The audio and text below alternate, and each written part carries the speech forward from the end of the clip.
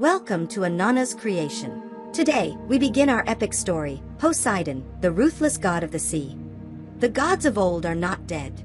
They haven't faded into myth or been relegated to the dusty pages of history books. They've simply changed their methods. They are forces of nature, ancient and powerful, landlords of the realms they once ruled with iron fists and stone temples. And of all these landlords, none is more possessive, more territorial, or more wrathful than the one who reigns over 70% of our world. He is the master of the abyss, the shaker of the earth, the father of tides, and the keeper of secrets buried deeper than any human has ever dared to venture. We once called him Poseidon. Today, in the small coastal town of Port Blossom, Oregon, they have other names for him. The old fishermen call him the Deep Tremor. The scientists just call him Anomaly Zero. Our story begins not with a king or a hero of myth, but with a man of science, Dr. Ethan Hayes. Ethan was a man who believed in data, in sonar pings, in satellite imagery, and in the elegant, predictable chaos of fluid dynamics. To him, the ocean was a vast, complex system of currents, temperatures, and ecosystems, a puzzle to be solved, not a kingdom to be feared. His world was one of stainless steel labs, humming servers, and the comforting glow of monitors displaying terabytes of information beamed from buoys and undersea drones.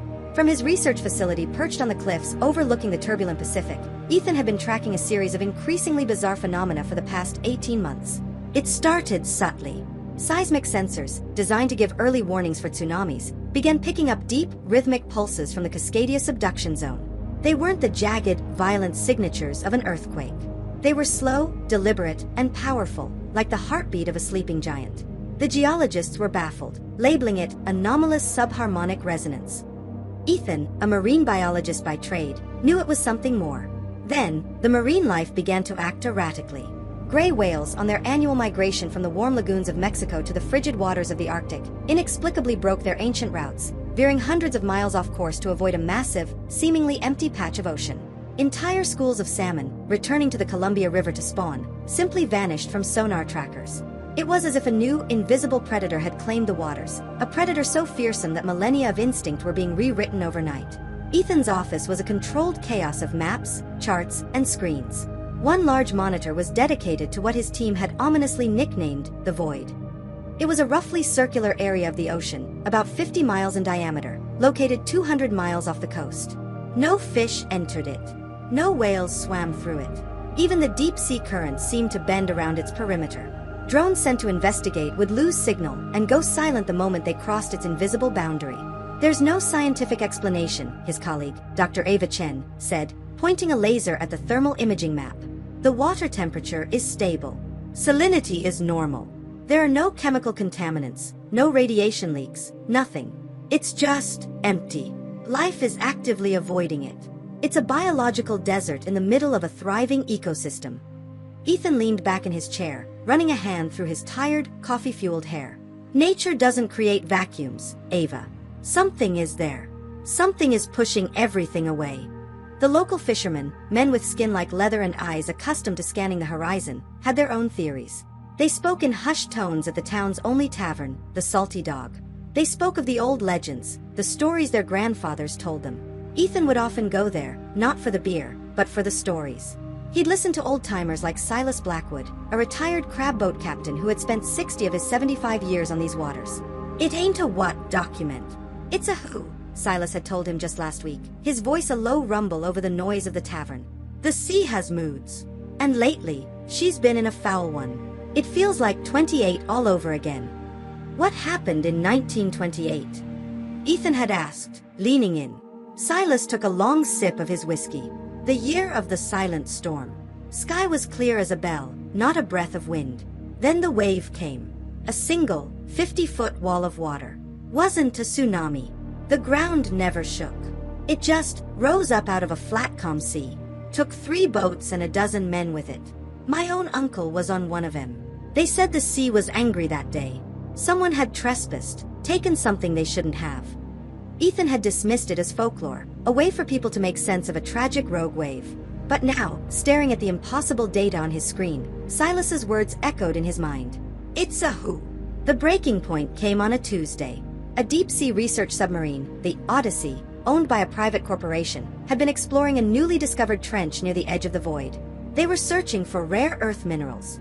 They had reported finding unusual geological formations, structures that seemed almost carved. Then, their communications went dead. For 3 days, there was nothing but silence. The Coast Guard search and rescue operation found no debris, no oil slick, no emergency beacon. The $500 million submarine and its crew of 5 had simply ceased to exist. That was it. Ethan couldn't wait for grants or government approval any longer. He had to know what was in the center of that dead zone. He chartered a vessel, the Sea Serpent, a tough, no-nonsense research boat captained by a man named Rick O'Malley, one of the few captains willing to sail anywhere near the coordinates Ethan provided. As they left the relative safety of Port Blossom Harbor, the sky was a brilliant, cloudless blue. The sea was calm, rolling in gentle, rhythmic swells. It was a perfect day for a voyage. For the first few hours, everything was routine. The crew prepped the deep-water sonar array while Ethan and Ava monitored the environmental sensors. Everything was normal. Then, they crossed the invisible line. It wasn't a gradual change. One moment, the sonar was showing scattered schools of fish and the chatter of dolphins. The next, it was utterly, profoundly silent. The life just stopped. The ocean beneath them became a black, empty void on the screen. The air grew heavy and cold, and an unnatural stillness fell over the boat. The gentle rocking ceased. The water became as flat and reflective as a sheet of dark glass. "I've never seen anything like it," Rick, the captain, muttered from the bridge, his knuckles white as he gripped the wheel. "It's like the ocean is holding its breath." Ethan felt a primal fear creep up his spine, a cold dread that his scientific mind couldn't rationalize away. He deployed the high-resolution deep-scan sonar, a powerful piece of equipment that could map the seabed in intricate detail. On the main screen, a three-dimensional image of the ocean floor began to render, line by painful line. They were directly over the source of the pulses, the very heart of Anomaly Zero. As the image sharpened, Ava gasped. Ethan stared, his mind refusing to process what he was seeing. Down there, 3 miles below them, on the cold, dark, crushing floor of the Pacific Ocean, was a structure. It was not a geological formation. The lines were too clean, the angles too perfect. It was a colossal sprawling temple of black, volcanic rock, built on a scale that dwarfed any man-made creation. And at its very center, a single massive spire rose towards them. Just as the full image rendered on the screen, the first of the deep, rhythmic pulses emanated from the structure below. It wasn't just a sound on the hydrophone this time. They felt it. A low, powerful vibration that thrummed through the hull of the Sea Serpent, making their teeth ache. And then, from the base of that impossible spire, something began to stir. The sonar screen flickered, struggling to resolve a shape that was moving in the crushing blackness. It was immense, far larger than any whale, larger than the lost submarine. A new alert flashed on Ethan's screen in bright red letters, massive biological signature detected. Before anyone could speak, a second pulse, 10 times stronger than the first, slammed into them. The boat lurched violently, and a deep groaning sound of stressed metal echoed from below. Outside, the glass-flat water began to boil. A whirlpool started to form around the Sea Serpent, its vortex centered on their exact position. The sky, clear moments before, was now a dark, bruised purple. A storm was forming directly on top of them, a storm born from nothing. On the sonar screen, the shape was finally resolving. It was humanoid, impossibly vast, and it was rising from the temple. And in its hand, it held an object that even the low-resolution sonar could define with terrifying clarity. It was long, three-pronged, and radiated an energy that was crashing their most sophisticated systems. It was a trident. Ethan Hayes, the man of science and data, stared at the screen, the words of the old fisherman Silas echoing like a prophecy in his ears. "It ain't a what document. It's a who." The sea wasn't just in a foul mood. It had a king, and they had trespassed into his throne room. Panic is a cold, sharp thing. It bypassed reason and slammed directly into the survival instincts of everyone aboard the Sea Serpent. The world had dissolved into a nightmare of roaring wind and crashing water. The boat, a vessel of 200 tons of steel, was thrown about like a child's toy in a bathtub, lifted on the crests of waves that had no right to exist and dropped into troughs so deep the sky vanished completely. This was not a storm. A storm is chaos, indifferent and random. This was an attack, focused and malicious. Captain Rick O'Malley's voice cut through the chaos, raw and strained, a lifeline in the maelstrom. "All hands, secure your stations. Ava, get off that console. Hold on to something bolted down." Ava Chen, who had been frozen in terrified awe, snapped back to reality. She stumbled away from the exploding sparks of a short-circuiting monitor, her hands finding a steel support beam and gripping it with white-knuckled force. Her eyes met Ethan's across the bridge. The look they shared was one of pure, unadulterated terror, the shared knowledge that they had poked a god and that God was now trying to crush them. Ethan's mind, usually a fortress of logic, was fracturing. He watched the main sonar display before it went dark, the colossal humanoid figure with its trident seeming to burn itself onto his retinas. The waves didn't just batter the ship, they struck it with intelligent precision. One wave, shaped impossibly like a fist, smashed into the bridge's reinforced windows, which groaned and cracked but miraculously held. Lightning, not from the sky but arcing from the sea's surface itself, sizzled through the air, vaporizing a radio antenna. "It's driving us out!" Rick roared over a sudden, deafening clap of thunder that sounded like the world splitting in two. "The whirlpool, it's not pulling us in, it's spitting us out. Full reverse engines, now. Fight the current." He was right. The violent vortex they were caught in wasn't a sinkhole to the abyss. It was a centrifuge, spinning them with nauseating force towards the outer edge of the storm. Ethan felt a sliver of hope, a desperate thought that maybe, just maybe, this entity didn't want to kill them. It just wanted them gone. This wasn't an execution, it was an eviction, carried out with the casual, overwhelming force a homeowner might use on an insect. The engines screamed in protest, churning the churning water. Metal shrieked. Alarms blared a discordant symphony of doom. And then, as suddenly as it began, they were through. The sea serpent was flung, stern first, across the invisible boundary line of the void. One moment they were in the heart of a sentient hurricane, the next, they were in calm waters under a bruised but quiet sky. The storm remained behind them, a perfect, contained tempest raging over a 50-mile circle of ocean, a wall of wind and water that defied all laws of meteorology. Silence descended, broken only by the sputtering of the damaged engines and the terrified, ragged breathing of the 4 crew members. The deck was a wreck of shattered equipment and twisted railings. Below, the groans of the stressed hull promised a long, slow journey home, if they made it at all. Ethan shakily made his way to the cracked bridge window. He stared back at the impossible storm, the prison wall that guarded the god's throne room. They hadn't escaped. They had been allowed to leave. The message was clear: this realm is mine. Do not return. The journey back to Port Blossom was the longest 8 hours of Ethan's life. Rick, a master of his craft, managed to coax the battered engines to life. They limped eastward, a wounded animal crawling back to its den. No one spoke much. There were no words to adequately describe what they had seen, what they had survived. How do you debrief a miracle? How do you file a report on the wrath of a primordial being? Ava sat huddled in a corner, wrapped in a blanket, staring at a handheld tablet displaying the last fragments of data they had managed to save before the systems crashed. "The energy readings are off the scale," she whispered, her voice trembling. "Nothing in our physics can explain it. It wasn't heat, or radiation, or kinetic force. It was something else. Something biological and energetic at the same time." Ethan knew.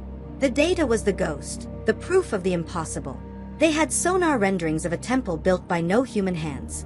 They had the energy signature of a trident that pulsed with the power to command the sea. And they had the biosignature of a life form the size of a skyscraper.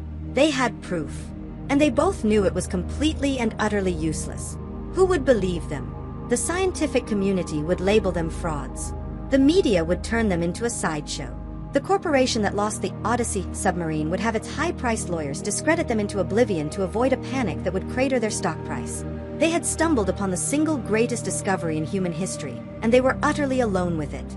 When the battered silhouette of the sea serpent finally appeared at the mouth of Port Blossom Harbor, it was met with flashing lights. The Coast Guard, alerted by their loss of contact, was waiting. The story they gave was practiced and thin, a sudden, unforecasted squall of unprecedented violence. A freak weather event. They omitted the impossible structure, the biological signature, the intelligent nature of the storm. It was the only version of the truth the world could handle.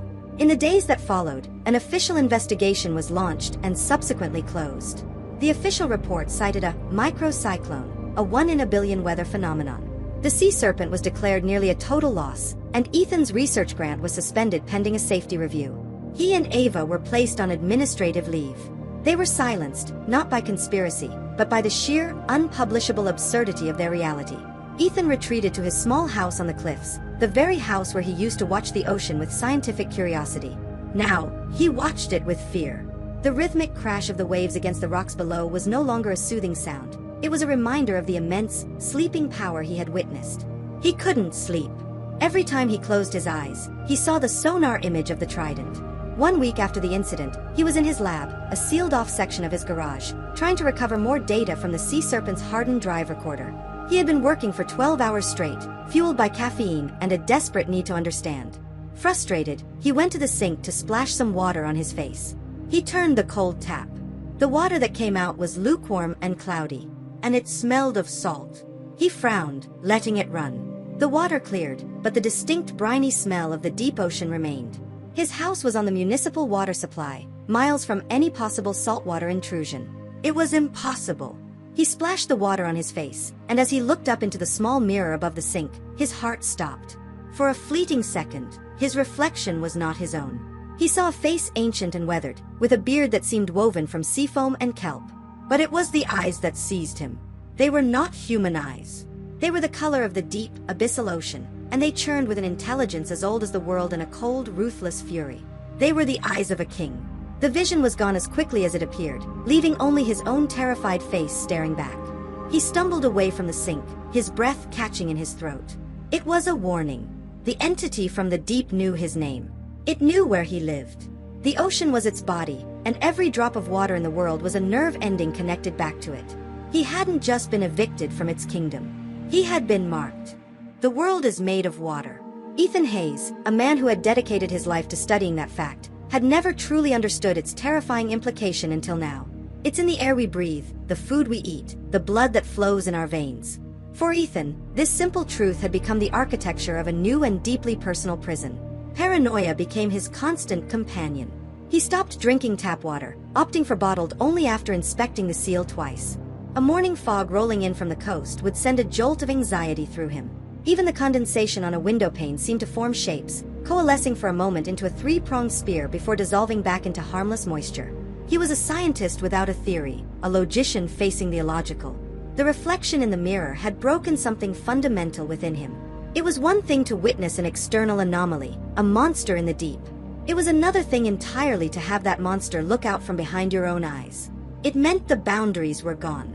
It meant he was no longer an observer of the phenomenon. He was a part of it.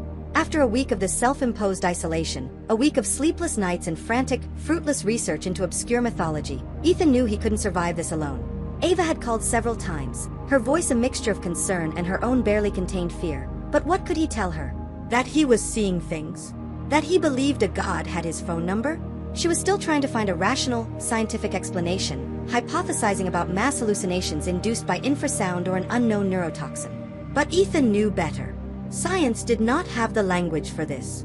There was only one person he could think of who might: Silas Blackwood, the old fisherman who had spoken of the sea's moods, who had called the entity a who, not a what. With a new sense of desperate purpose, Ethan left his house and drove down to the docks. Silas didn't live in town. His home was a small, salt-bleached cottage at the far end of the marina, perched on a rocky outcrop where the waves were a constant, thunderous presence. The place looked as ancient and weathered as its owner, with a roof held down by fishing nets and a yard littered with old crab pots, faded buoys, and the skeletal remains of a small boat. Ethan found Silas on his porch, meticulously mending a net with a wooden shuttle that seemed a natural extension of his gnarled hands.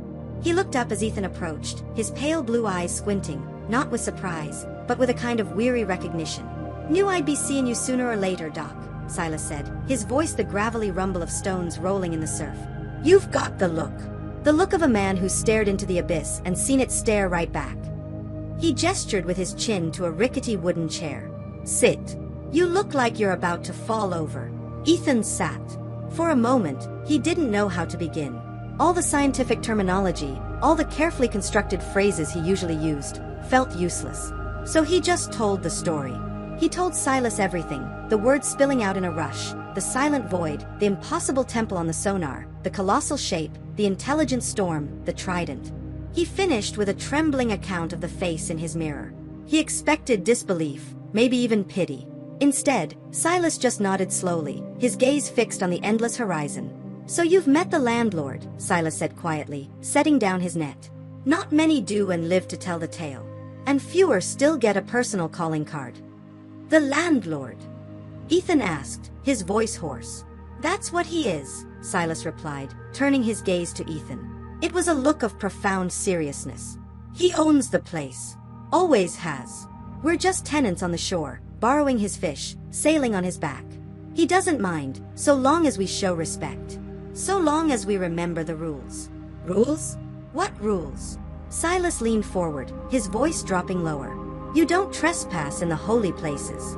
You don't drill into his bones for oil, and you don't scrape his floor for minerals. That company, the one that sent the Odyssey down, they were greedy. They knew the legends of this area. Strange magnetic fields, lost ships. But they saw profit. They went into one of his sacred places, a place where the earth meets the sea, and they tried to take something. It was the final insult in a long line of them.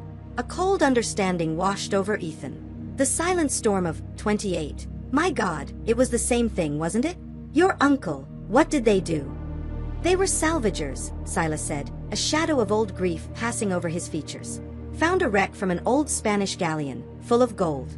They took it. All of it. The sea took them in return. An equal exchange. The sea is all about balance, document. But this time, it's different. It's not just one crew of fools. It's all of us. Our whole world, with its noise and its pollution and its endless, hungry taking. We've woken him from a long, long sleep. And he is angry.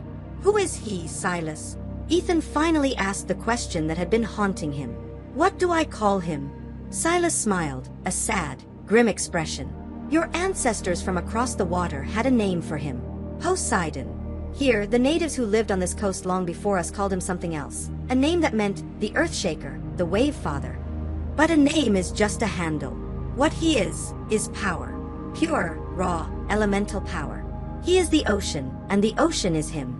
Ethan felt a wave of despair. Then what can I do? I've been marked. He's watching me. What does he want? He wants you to know that he can reach you anywhere, Silas said, his expression grim. He wants you to carry his message. He wants the world to know that the age of easy plunder is over. But that kind of power, it's not just about rage. It's old. It remembers things. It remembers bargains. Bargains. Hope, thin and fragile, flickered in Ethan's chest.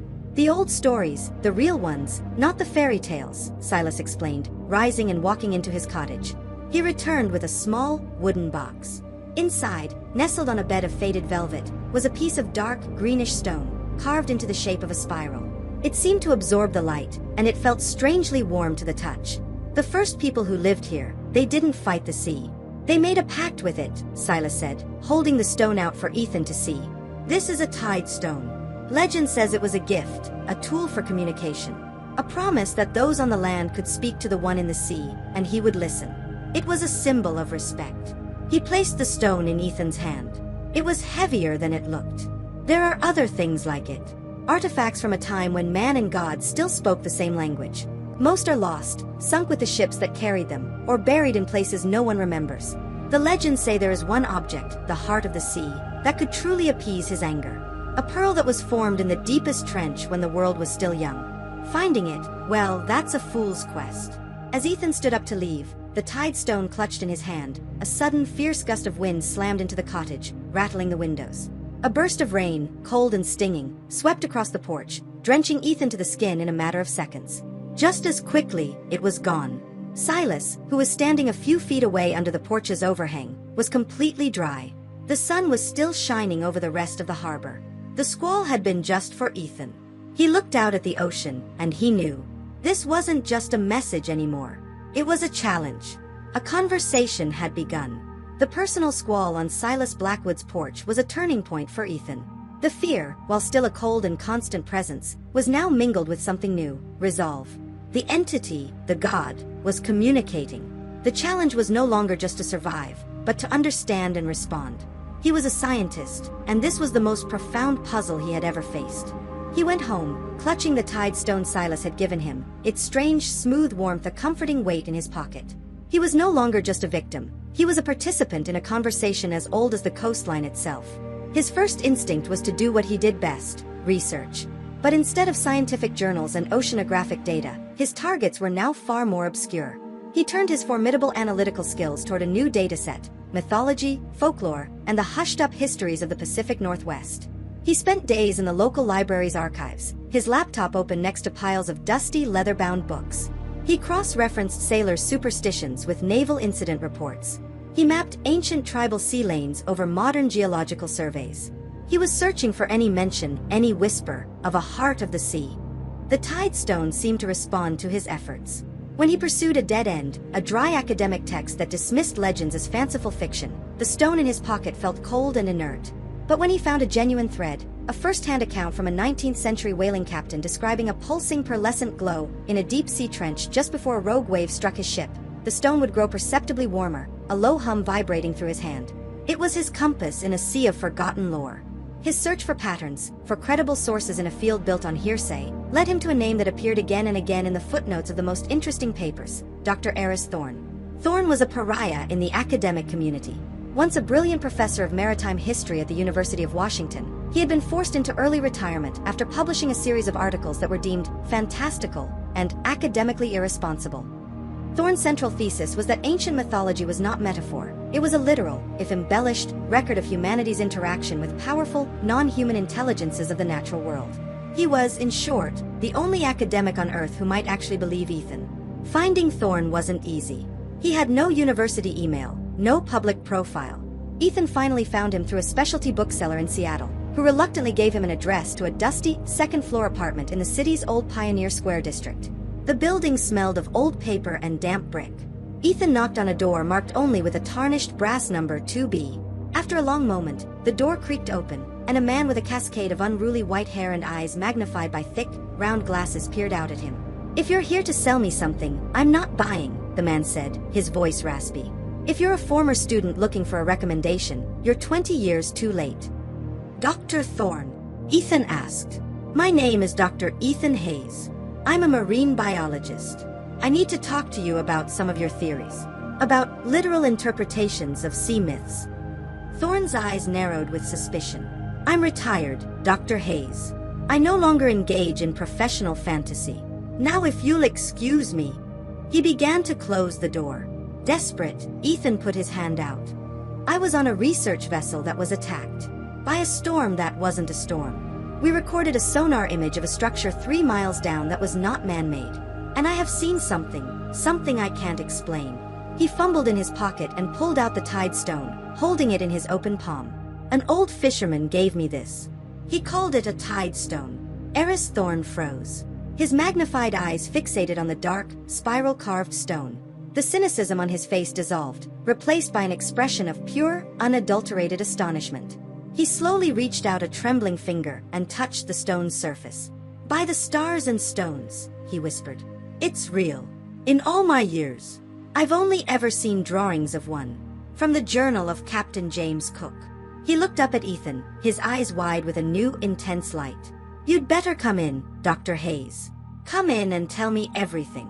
Thorne's apartment was less a home and more a library that had exploded. Books were stacked to the ceiling. Maps, both ancient and modern, were pinned to every available wall space. The air was thick with the scent of aging paper and brewing tea. For the next 2 hours, Ethan recounted his entire story, from the anomalous pulses to the vision in the mirror. Thorne listened with rapt attention, interjecting only to ask sharp, insightful questions about depths, energy signatures, and wave patterns. When Ethan finished, Thorne was silent for a long time, pacing in front of a massive hand-drawn map of the Pacific seabed. "Poseidon," he said finally, more to himself than to Ethan. "The Earthshaker. He is not a myth. He is a planetary immune system, a consciousness born of pressure and salt. And we, humanity, have become an infection." The Odyssey was not just a trespass, it was a needle breaking the skin. "Silas, the fisherman, mentioned something called the heart of the sea," Ethan said, leaning forward.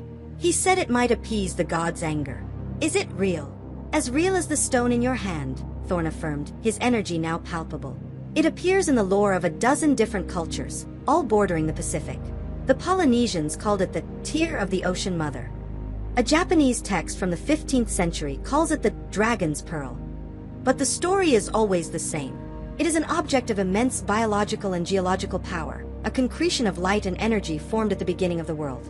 It is not a treasure. It is a regulator, a focusing lens for the planet's life force. To the god of the sea, it would be a part of himself, lost long ago." Thorne hurried to a massive, flat file cabinet and pulled out a rolled-up parchment. He carefully spread it on his cluttered coffee table. It was an old naval chart, hand-drawn, dating from the early 18th century. Most legends are useless for navigation, Thorne said, his finger tracing a line along the coasts of Washington and British Columbia. They speak in riddles. But one, a Spanish text from a shipwrecked galleon, the Santa Maria, was different. The ship's navigator was obsessed with the legend. He believed he had found the heart's resting place. He described a place where the sea floor weeps steam, and the stone needles reach for a sun they will never see.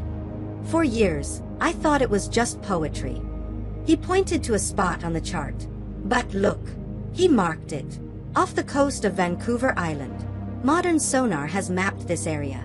It's a massive field of hydrothermal vents, the sea floor weeping steam. And it's surrounded by basalt spires, volcanic formations that look like needles. The navigator of the Santa Maria found the right place. Ethan looked at the coordinates.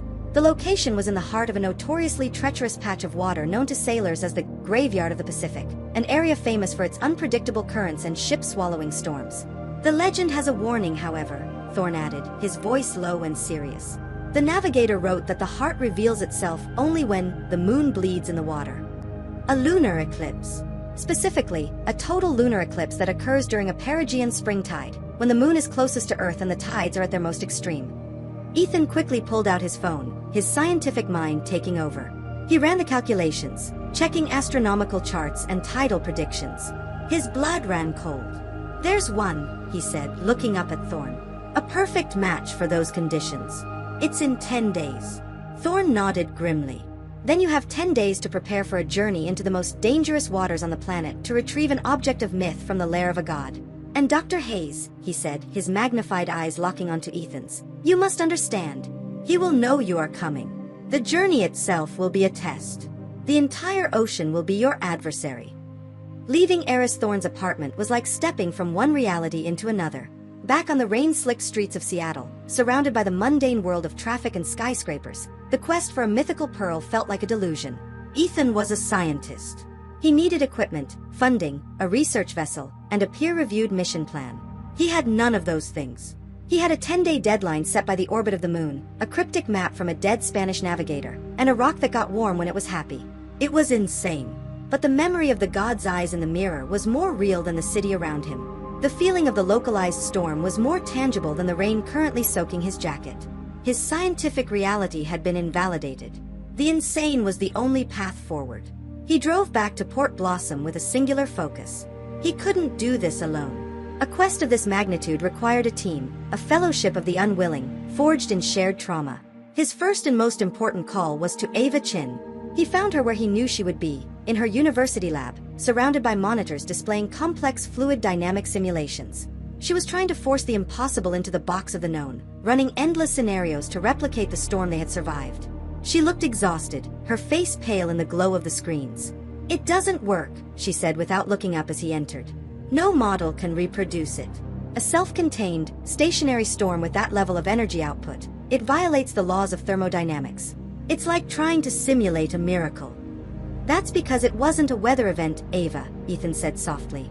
She finally turned to face him, her eyes full of frustration and a deep, unvoiced fear. Don't, Ethan. Don't go down that rabbit hole. We saw something we can't explain. That's it. There has to be a rational explanation. There is, Ethan said. It's just not a scientific one. He then proceeded to tell her everything.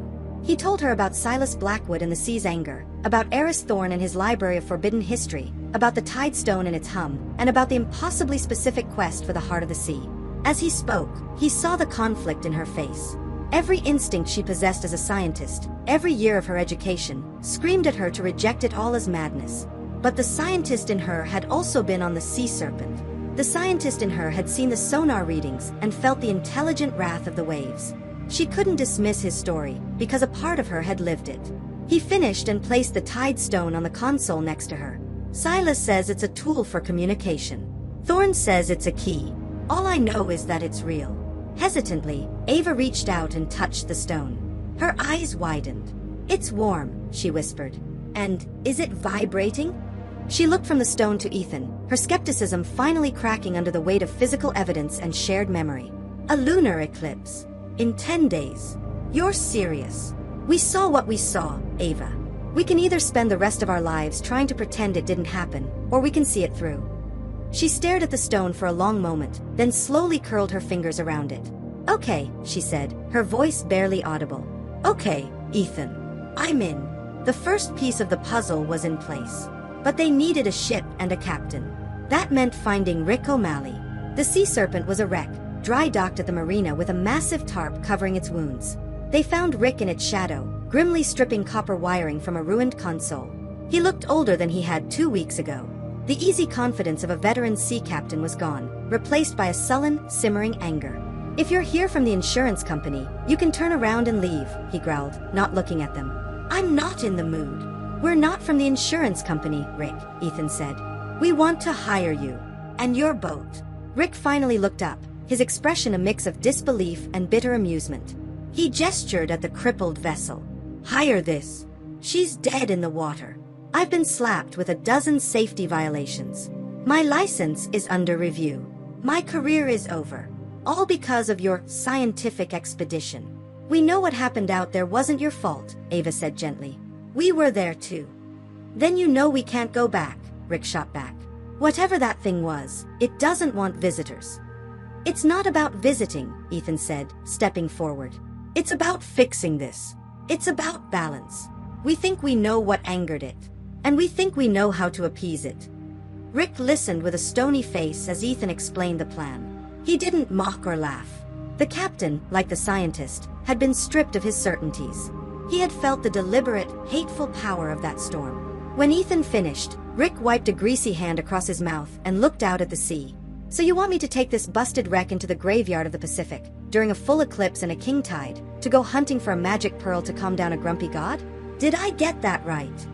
Essentially, yes, Ethan admitted. Rick was silent for a full minute. He looked at his broken boat, the symbol of his life's work, ruined by a force he couldn't comprehend. He looked at Ethan and Ava, two scientists who were willing to throw away their careers and their sanity for this insane quest. He was a man with nothing left to lose and no way to explain the thing that had taken it all from him. Going back was terrifying. But living with the inexplicable, with the quiet ridicule of his peers and the haunting memory of that day, was its own kind of hell. The repairs will cost a fortune, Rick said finally, his voice low and resigned. The port engine is shot. The hull has microfractures. All the electronics are fried. We have a benefactor, Ethan said, thinking of Thorne. He's sourcing funds. He believes in the mission. Rick let out a long, slow breath. He kicked at a loose bolt on the ground. 10 days. To get her seaworthy and sail into the heart of the boneyard. He looked up, a flicker of the old captain's fire back in his eyes. You're both completely out of your minds. He paused, a grim smile touching his lips for the first time. I'll start drawing up a list of what we need. You get the money. And for God's sake, don't tell anyone else what we're doing. They'll lock us up. The fellowship was complete. The scientist who had to embrace myth, the engineer who had to accept the supernatural, and the captain who had to sail back into the heart of his own nightmare. Later that evening, as the three of them stood under the harsh work lights of the dry dock, a battered old pickup truck pulled up. Eris Thorne got out, looking entirely out of place in his tweed jacket. He opened the truck's tailgate. It's not much, but it's a start, Thorne said, gesturing to a few crates of strange brass and copper equipment that looked more at home in a museum than on a modern ship. He then handed Rick a thick, canvas bank bag. It clinked heavily. From the sale of a few academic curiosities. It should be enough to get the engines running and patch the hull. The sea doesn't favor the well-equipped, Dr. Hayes. It favors the determined. And you have 9 days left. The next 7 days were a blur of sleepless nights, the acrid smell of ozone from welders, and the constant, grinding scream of metal under repair. The Port Blossom dry dock became their entire world, a floodlit island of desperate activity against the vast, dark backdrop of the waiting ocean. The clock was not just a measure of time, it was a physical pressure, a weight that grew heavier with every passing hour. Thorne's 9-day deadline seemed impossibly optimistic. Ava was in her element, but it was an element she was reinventing on the fly. She worked like a surgeon, patching the sea serpent's fried electronic nervous system. The real challenge, however, was integrating the strange equipment Eris Thorne had provided. The crates contained devices that defied modern engineering, a spherical compass whose needle was a piece of suspended lodestone floating in a viscous, mercury-like substance, a depth sounder that worked not with sonar pings but by measuring subtle shifts in water pressure through a series of tuned copper diaphragms, and a central device that looked like a brass astrolabe covered in strange, spiral glyphs. None of this is powered by electricity, Ava explained to Ethan, her face smudged with grease. It seems to work on principles of resonance and harmonics. It's designed to listen to the ocean, not shout at it with sonar. Thorne says modern electronics are like loud noises in a quiet room. They attract unwanted attention. This stuff, it's designed to be invisible, to be quiet. It was a technology born from an era when the sea was not a resource to be mapped, but a power to be respected. While Ava wrestled with the ship's new, hybrid soul, Rick O'Malley was its heart, pumping will and determination into the broken vessel.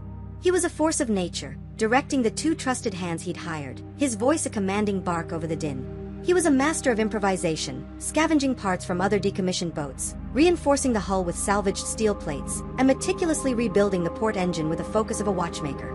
He pored over Thorne's ancient charts at night, cross-referencing them with modern satellite imagery, his face etched with the grim knowledge of the place they were going. The graveyard of the Pacific was a place captains told stories about to scare rookies, a place where rogue waves and 100-knot winds were born. To sail into it by choice, during a king tide, was madness. It was a madness Rick was now committed to. Ethan's role was that of the anchor. He was not a mechanic or an engineer, but he was the keeper of the mission's why. He kept the team fueled with coffee and conviction, relayed cryptic information from Thorne's ongoing research, and spent hours by himself, holding the tide stone, trying to understand the mind of their adversary. He felt a strange connection to the water, a low-level hum of awareness at the edge of his senses. He could feel its moods, the slow, deep anger that still radiated from the abyss. He knew they were being watched. The first clear sign came on the fourth day. The weather was calm, the sky clear. The tide charts, a science as predictable as sunrise, called for a standard low tide. But the water in the harbor did not recede. Instead, it began to rise. Silently, unnaturally, the sea level crept up, swallowing the docks, swirling around the dry dock supports. It was a still tide, a phenomenon that had no scientific explanation. The water simply rose, calm and deliberate, as if the entire ocean were taking a slow, deep breath. Alarms blared. The dry dock, which was now surrounded by a moat of salt water, began to groan under the unexpected pressure. Water lapped at the half-repaired hull of the sea serpent. "It's impossible!" Rick yelled, scrambling to secure pumps. "The tide isn't due to turn for another 6 hours. This isn't a surge, it's just more water." Ethan knew instantly what it was. A warning shot. A demonstration of control. He looked out at the placid, unnaturally high water, and could almost feel the cold amusement behind the act. "See how easily I can undo your work. See how little your predictions and your charts matter." The water rose for an hour, threatening to flood their equipment and buckle the dry dock itself. Rick's two crewmen, their faces pale with superstitious fear, began talking about quitting. This wasn't right, they muttered. The sea was angry. This boat was cursed. Just as the water began to lick at a critical power generator, Ethan made a decision. He walked to the edge of the dry dock, to the spot where the unnatural tide was highest, and he took out the tide stone. He held it out over the water, not as a challenge, but as a gesture. He remembered what Silas had said. It was a tool for communication, a symbol of respect. He focused not on defiance, but on his purpose.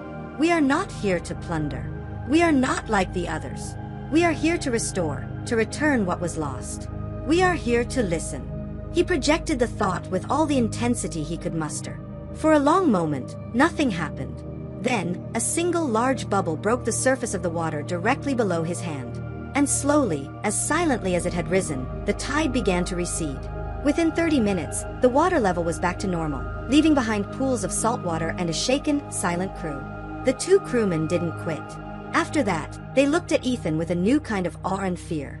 The incident had cost them half a day of work, but it had solidified the team. The abstract threat was now concrete. They all knew without a doubt that their mission was real, and the stakes were the world itself. On the evening of the 8th day, the work was done. The sea serpent was not pretty. Her hull was a patchwork of fresh welds and scarred plates. Her new brass instruments gleamed strangely next to the salvaged digital screens. She was a hybrid, a creature of two worlds, part science, part myth. But she was whole. With a deep groan of protest, the dry dock cranes lowered her back into the water where she belonged. She settled into the harbor, her rebuilt engines purring with a steady, powerful rhythm. They had less than 48 hours to make the 300-mile journey north to the hydrothermal vents before the moon began to bleed in the sky. Under the cover of a moonless night, the sea serpent slipped out of Port Blossom Harbor. There was no fanfare, no farewell. Only 4 people on the bridge, staring ahead into the vast, dark expanse of the North Pacific. Ethan, Ava, Rick, and Eris Thorne, who had insisted on coming, claiming he was the only one who could operate the more esoteric devices. The relative safety of the land was behind them. From now on, they were in his world. And he was waiting. The open ocean at night is a world of its own, a vast, breathing darkness that reduces all human endeavor to a single point of light on an endless canvas. Aboard the Sea Serpent, a tense quiet had settled in. The four of them stood on the bridge, each a pillar of focus in the dim glow of the instruments. Rick was at the helm, his hands steady on the wheel, his eyes scanning the black water. Ava monitored her hybrid console, a strange marriage of flickering LED screens and the soft, analog glow of Thorn's brass devices. Eris Thorn himself stood over his spherical compass, occasionally making minute adjustments to a series of counterweights, his brow furrowed in concentration. And Ethan stood near the forward window, the tide stone in his hand, trying to feel the pulse of the great, sleeping consciousness they were about to disturb. For the first 12 hours, the journey north was deceptively calm. The rebuilt engines hummed a steady tune, and the sea rolled in long, gentle swells. They were making good time, a fact that gave no one any comfort. They all knew this was just the prelude. The god of the sea was not a creature of haste. He was a creature of absolute, patient power. He would test them on his own terms, in his own time. The first test began just after dawn. It wasn't a storm of wind and wave, but of an utter lack of substance. A fog bank appeared on the horizon, a solid-looking wall of white that stretched from end to end. As they sailed into it, the world dissolved. This was no ordinary coastal fog. It was a thick, supernatural blanket that swallowed light and sound. The air grew unnaturally cold, and the familiar tang of salt was replaced by the damp, earthy smell of a tomb. Visibility dropped not just to a few feet, but to zero. The bow of their own ship, a mere 50 feet away, vanished into the oppressive whiteness. Almost immediately, the modern equipment began to fail. "I'm losing GPS," Ava said, her voice tight. "The satellite link is gone. It's not just weak, it's being actively jammed." A moment later, the radar screen, their electronic eyes, devolved into a waterfall of hissing static. "Radar is gone too. We're blind." Rick swore under his breath, his knuckles turning white on the helm. Every captain's worst nightmare. "We're dead in the water without navigation." "Not entirely," Eris Thorn's calm voice cut through the tension. He tapped the glass dome of his spherical compass. The lodestone needle within was spinning lazily, unaffected by whatever field was disabling their electronics. "This device doesn't look for a magnetic pole. It attunes itself to the planet's gravitational field, the deep currents of the world. It still knows which way is north." He moved to the harmonic depth sounder, a contraption of copper tubes and stretched membranes. "And this," he said, placing a hand on its surface, "will let us hear what's beneath us." Rick, a man who had trusted his digital charts and GPS for 30 years, now had to put the fate of his ship and crew in the hands of what looked like a Victorian-era piece of plumbing. He looked at Thorn, then at the impenetrable wall of white ahead, and gave a grim nod. "Tell me where to steer." What followed was a masterclass in ancient navigation. Guided by the slow, steady hum of the depth sounder and the unwavering needle of the compass, they pressed on. But the fog was more than a physical obstacle. It was a psychological weapon. In the profound, muffled silence, they began to hear things. Faint whispers that seemed to skitter just at the edge of hearing. The mournful tolling of a bell from a long-lost shipwreck. Ethan, gripping the tide stone, felt the intelligence behind it all. This was a place of memory and sorrow, and the god was using the ocean's own ghosts to try and break their will. "It's trying to get inside our heads," Ethan said, his voice low. "It's a test of resolve." Suddenly, the depth sounder let out a sharp, discordant clang. Thorn's head snapped up. "Something below us. Rising fast. Hard to starboard, Captain, now." Without hesitation, Rick spun the wheel. The sea serpent veered sharply into the blind whiteness. For a terrifying moment, nothing happened. Then, a monstrous shape of black, glistening rocks scraped along their port side with a sound of screeching metal. A colossal sea stack, a pillar of solid basalt that wasn't on any chart in the world, had risen from the depths. It had been placed in their path. They saw it for a split second, a mountain where there should have been only water, before the fog swallowed it again. They were all breathing heavily, the adrenaline singing in their veins. The message was unmistakable. "Your maps are worthless here. I am the cartographer now." They sailed on through the disorienting mist for what felt like an eternity. They passed through fields of phantom kelp that brushed against the hull with a sound like dead men's fingers. They saw fleeting shapes in the mist that might have been waves, or might have been something far, far larger. They held their course, a tiny, defiant island of human will in a sea of manipulative chaos. And then, as if a switch had been flipped, they broke through. They sailed out of the solid wall of white and into the clear, crisp air of the North Pacific. The sun was low in the sky, painting the clouds in hues of orange and purple. They had passed the test. The fog bank remained behind them, a self-contained and unnatural cloud on a placid sea. But their relief was short-lived. Ahead of them lay their destination. And the ocean here was different. The long, rolling swells were gone, replaced by a chaotic, angry chop. The water was a dark, menacing shade of indigo, and in the distance, they could see what the old charts had promised. Massive, slow-moving whirlpools, some hundreds of feet across, scarred the surface. Geysers of steam, the breath of the hydrothermal vents below, erupted into the air. This was the graveyard of the Pacific. This was the god's front porch. Ava pointed towards the western horizon. Ethan, look. The sun had set, and the full moon was rising. But as it climbed higher, a dark, creeping shadow began to eat at its edge. The lunar eclipse was beginning. As the moon turned a deep, blood red, casting an eerie crimson light across the turbulent water, they knew their time was up. They had arrived at the gate. The final trial was about to begin. The scene that confronted them was a vision from a mariner's hell. Under the spectral, blood-red light of the total lunar eclipse, the sea had become a churning cauldron. The graveyard of the Pacific was living up to its name. Colossal whirlpools spun like liquid galaxies, their vortexes roaring with a hunger that threatened to pull the sea serpent into the abyss. Between them, the water boiled and heaved, erupting in massive geysers of superheated steam from the hydrothermal vents below. The very floor of the ocean was breathing, and its breath was pure rage. The sea serpent was tossed about with bone-jarring violence. Rick O'Malley was no longer just steering a ship, he was wrestling with a living entity. Every wave was a fist, every whirlpool a maw. He stood at the helm, feet planted wide, his face a mask of intense concentration, sweat beading on his forehead. He wasn't fighting the ocean's chaos, he was trying to dance with it, to anticipate its next violent move, to slip between the hammer and the anvil. The old navigator's text, Eris Thorne yelled over the roar, his hands gripping his brass astrolabe. It said at the peak of the eclipse, a space of perfect calm would appear. The locus. That's where the heart will reveal itself. We have to find it. Find a calm spot in this? Rick roared back, spinning the wheel hard to avoid the pull of a newly formed vortex. That's like finding a quiet corner in a hurricane. While Rick kept them alive, Ava and Thorne worked in frantic, focused synergy. Thorne used the astrolabe to track the moon's path, calling out angles and alignments. Ava, meanwhile, was listening to the ocean through the harmonic depth sounder. She had insulated headphones pressed to her ears, her eyes closed in concentration, trying to isolate a single pure tone amidst the deafening noise of the abyss. The vents are screaming, she said, her voice strained. It's a wall of noise. But there's something else, underneath it all. A clear, low frequency. A resonance. It's getting stronger as we head west. West. Ethan relayed, his voice hoarse. He was their compass.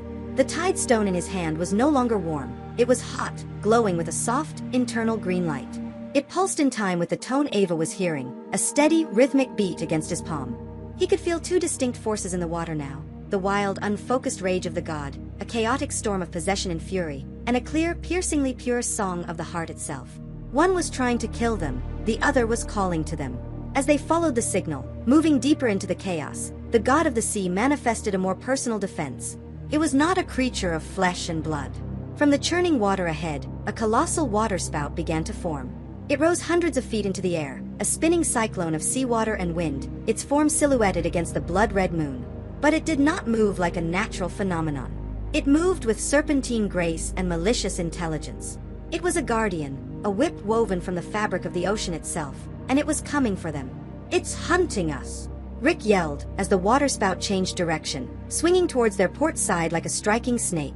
He pushed the engines to their limit, and the sea serpent surged forward, the watery tendrils of the cyclone lashing the air just behind their stern. They were now in a desperate chase.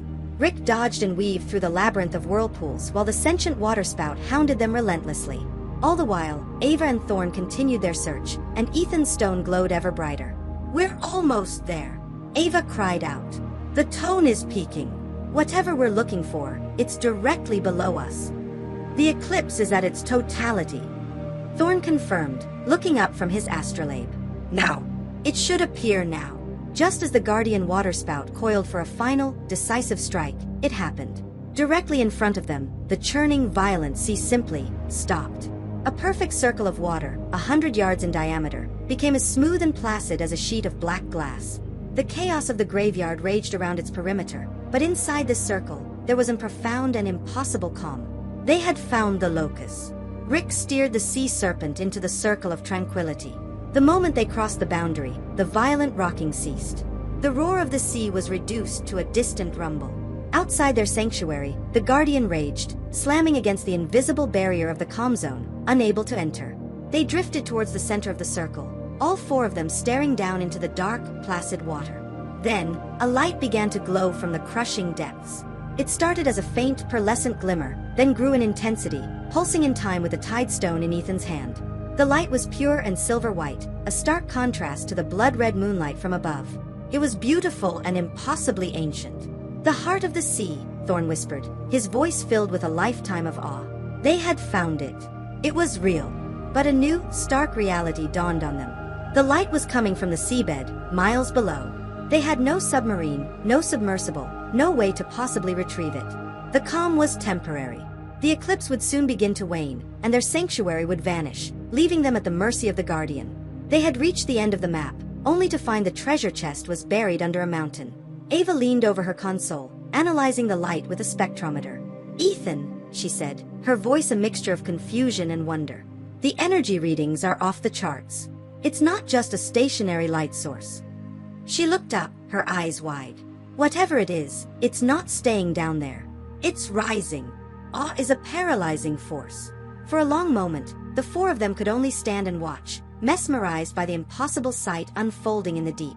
The light, the heart of the sea, was ascending. It wasn't floating like a bubble but pulling a column of the abyss up with it, the immense pressure of the deep seemingly rendered meaningless. Through the unnaturally clear water surrounding the light, they caught fleeting, nightmarish glimpses of the true deep, pale, ghostly creatures of living light, and the immense, crushing darkness of the seabed from which the heart had been born. The celestial alignment, the eclipse.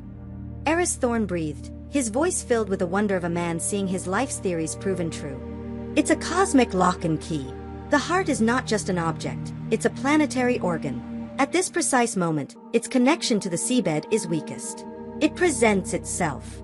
The god cannot stop this, he can only guard the location, hoping no one is here to receive it." The ascent was surprisingly swift. The light grew until it filled their entire view of the water below. With a final, gentle surge, it broke the surface in the exact center of their circle of calm. The water around it did not splash or churn but seemed to part reverently. Floating on the surface was a perfect sphere, roughly the size of a basketball. It wasn't a pearl of shell and calcium, but an orb of solidified, milky white light, pulsing with a soft, internal rhythm. It radiated a profound sense of peace, a life-giving energy that was the absolute antithesis of the raging chaos surrounding them. This was the ocean's soul, its point of perfect equilibrium. "Okay," Rick's pragmatic voice broke the spell. "It's pretty. Now how in blazes do we get it on board?" The mundane question was a necessary anchor. Ava quickly rigged the ship's small scientific crane with a specimen net, her movements precise despite her trembling hands. As Rick carefully maneuvered the sea serpent closer, Ethan stood at the railing, the tide stone in his hand now pulsing in perfect sync with the heart. He felt an overwhelming sense of connection, of rightness. This was a homecoming. The net dropped into the water and closed around the sphere. The moment the synthetic mesh touched its surface, everything changed. The effect was instantaneous and apocalyptic. The invisible barrier of the calm locus shattered like a pane of glass. The full fury of the graveyard of the Pacific slammed into them with the force of a physical blow. The moon began to emerge from the Earth's shadow, and the blood-red light faded, but the chaos only intensified. Outside, the Guardian waterspout let out a roar that was no longer just wind, but a sound of pure, thwarted rage. And it was no longer alone. Two more cyclones were forming, rising from the sea to join the hunt. "He knows we have it," Ethan yelled, as the crane struggled to lift its prize. "He's not holding back anymore." As the heart was hoisted over the railing and onto the deck, it settled into a padded cradle Ava had prepared. It did not dim or fade. Instead, its light intensified. A shimmering, dome-shaped field of pale energy, visible only as a slight distortion in the air, instantly expanded from the heart to encompass the entire ship. A second later, a wave the size of a 3-story building crashed down where they had been moments before. Most of its force dissipated harmlessly against the shimmering shield, the impact reduced to a shudder and a shower of spray. "The heart!" Thorn exclaimed, holding onto a railing to keep his footing. It's protecting us. It is a force of creation and stability. It's fighting back. It wasn't a perfect defense, but it gave them a chance. Rick was at the helm, his face a grim mask of determination, fighting for every inch of headway. He was no longer dodging. This was a full-throttle escape. With the heart's energy resonating through the ship's hull, Ava found she could push the rebuilt engines far beyond their safety limits, a faint pearlescent glow now emanating from the engine room. They were a tiny island of calm in the gods' ultimate storm. They blasted through the outer ring of whirlpools, the ship's shield groaning under the strain. The three guardian waterspouts pursued them, lashing at their wake. They were gaining speed, breaking free from the epicenter of the chaos. It felt, for a fleeting, impossible moment, like they might actually make it. They finally broke out of the graveyard's immediate turmoil and into the relatively open, though still violent, sea. They were battered, bruised, and utterly exhausted, but they were alive. And on their deck, the heart of the sea pulsed with a steady, reassuring beat of a living thing. Ethan looked back, his breath catching in his throat. The three waterspouts were receding, dissolving back into the ocean. The god, it seemed, was giving up the chase. But the feeling of dread in Ethan's gut told him otherwise. This wasn't over. The god of the sea was not a hunter who gave up. He was a king whose most prized possession had just been stolen from his throne room. As he watched, the horizon began to darken. The sea in the distance was pulling back, drawing in on itself. "What is it doing?" Ava asked, joining him at the stern railing. Ethan felt the answer through the tide stone, a surge of cold, calculated malice that was far more terrifying than the mindless rage of the storm. "It's not about us anymore," Ethan said, his voice a horrified whisper. "We were just the thieves. He's past trying to punish us." On the northern horizon, a line of white began to form. It grew with terrifying speed, stretching from one end of their vision to the other. It was a wave, but it was unlike any they had ever seen. It was a moving mountain range of water, a colossal wall of dark blue, rising higher and higher. It wasn't aimed at their ship. It was heading south, directly towards the Oregon coast.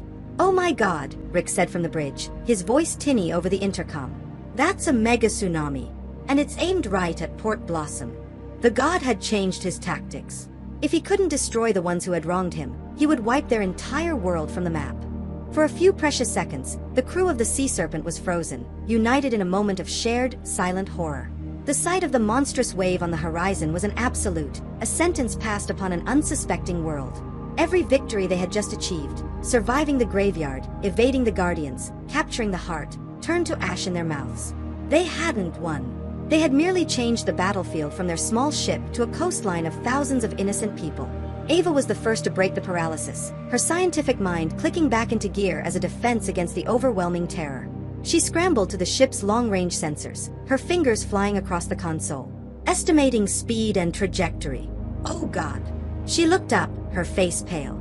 Based on its displacement and velocity, it's not just a tsunami, it's a deep-water event. It won't lose much energy as it travels. Impact time on the Oregon coast, less than 6 hours. Port Blossom will be the first to be hit. The wave height at landfall will be catastrophic. There's no time. No time to warn anyone, no time for a mass evacuation, even if they believed us. Despair, cold and heavy, settled over the bridge. "So that's it." Rick's voice was a low growl of disbelief. "We save ourselves and condemn my town to be washed off the face of the earth?" "No," Ethan said, his voice quiet but firm. He walked to the cradle where the heart of the sea pulsed with its serene, white light. The contrast between its profound calm and the apocalyptic threat racing south was staggering. "We thought this was a peace offering. Something to give back. We were wrong. It's a tool. A countermeasure." "A countermeasure to what?" "A god's temper tantrum." Rick shot back, his frustration boiling over. "It is a regulator," Eris Thorne interjected, his eyes fixed on the heart with an almost religious reverence. The legends never spoke of it as a treasure to be offered, but as a keystone. A point of planetary equilibrium. It does not just appease anger. It is said to have the power to calm the very fabric of the ocean itself. But its power must be focused. Unleashed from a place of confluence, a place where the sea's own energy is naturally amplified. Ava looked up from her console, her mind racing. He's right. From a scientific perspective, at least. The energy field this thing is emitting is incredibly stable. Symmetrical. A tsunami is the opposite. It's a chaotic, asymmetrical surge of kinetic energy. If we could project the heart-stable field into the path of the wave, in theory, the stable resonance could disrupt the chaotic resonance. It could unmake the wave. But we'd need to amplify its field exponentially. We'd need to be at a place of immense geological power. A fulcrum point. Thorn and Ava, the historian and the scientist, had arrived at the same conclusion from opposite worlds. Rick was already at the navigation table, pulling out the detailed charts of the seabed. A fulcrum point, he muttered, his finger tracing the lines of the continental shelf. There's only one place powerful enough close to the wave's path. The Astoria Canyon. It's a massive submarine canyon at the mouth of the Columbia River. A place where the fresh water of a continent meets the salt water of the world's largest ocean. The geological and energy dynamics there are off the charts. The plan was insane, a desperate gamble based on a fusion of myth and theoretical physics. But it was the only plan they had. Set a course, Ethan commanded. I already have, Rick said, throwing the sea serpent's engines into full forward thrust. But it's going to be close. We're going to have to outrun a tsunami. The race south was on. The ship, still shielded by the Heart's gentle energy, sliced through the water at a speed that made its patched-up hull groan in protest. The god of the sea, his energy now focused on propelling the great wave, no longer sent monstrous guardians after them. Instead, he sought to delay them. The ocean itself became their obstacle. Vicious, unnatural crosscurrents grabbed at the ship, trying to wrench it off course. Rick fought them with all his skill, his arms straining at the helm. Immense, tangled forests of supernatural kelp, thick as steel cables, rose from the depths to ensnare their propellers. Ava had to use targeted bursts of energy from the Heart, channeled through an external emitter, to vaporize the clinging weeds. It was a grueling, draining battle of inches and minutes. Through it all, Ethan's role changed. He could no longer be a passive observer. He sat on the deck next to the pulsing orb, placing the tide stone on its surface. The connection was immediate and overwhelming. He became a conduit. He felt the Heart's ancient, serene power flow into him, and through him, into the ship. But he also felt the distant, approaching rage of the tsunami, a wave of pure hatred that threatened to overwhelm his senses.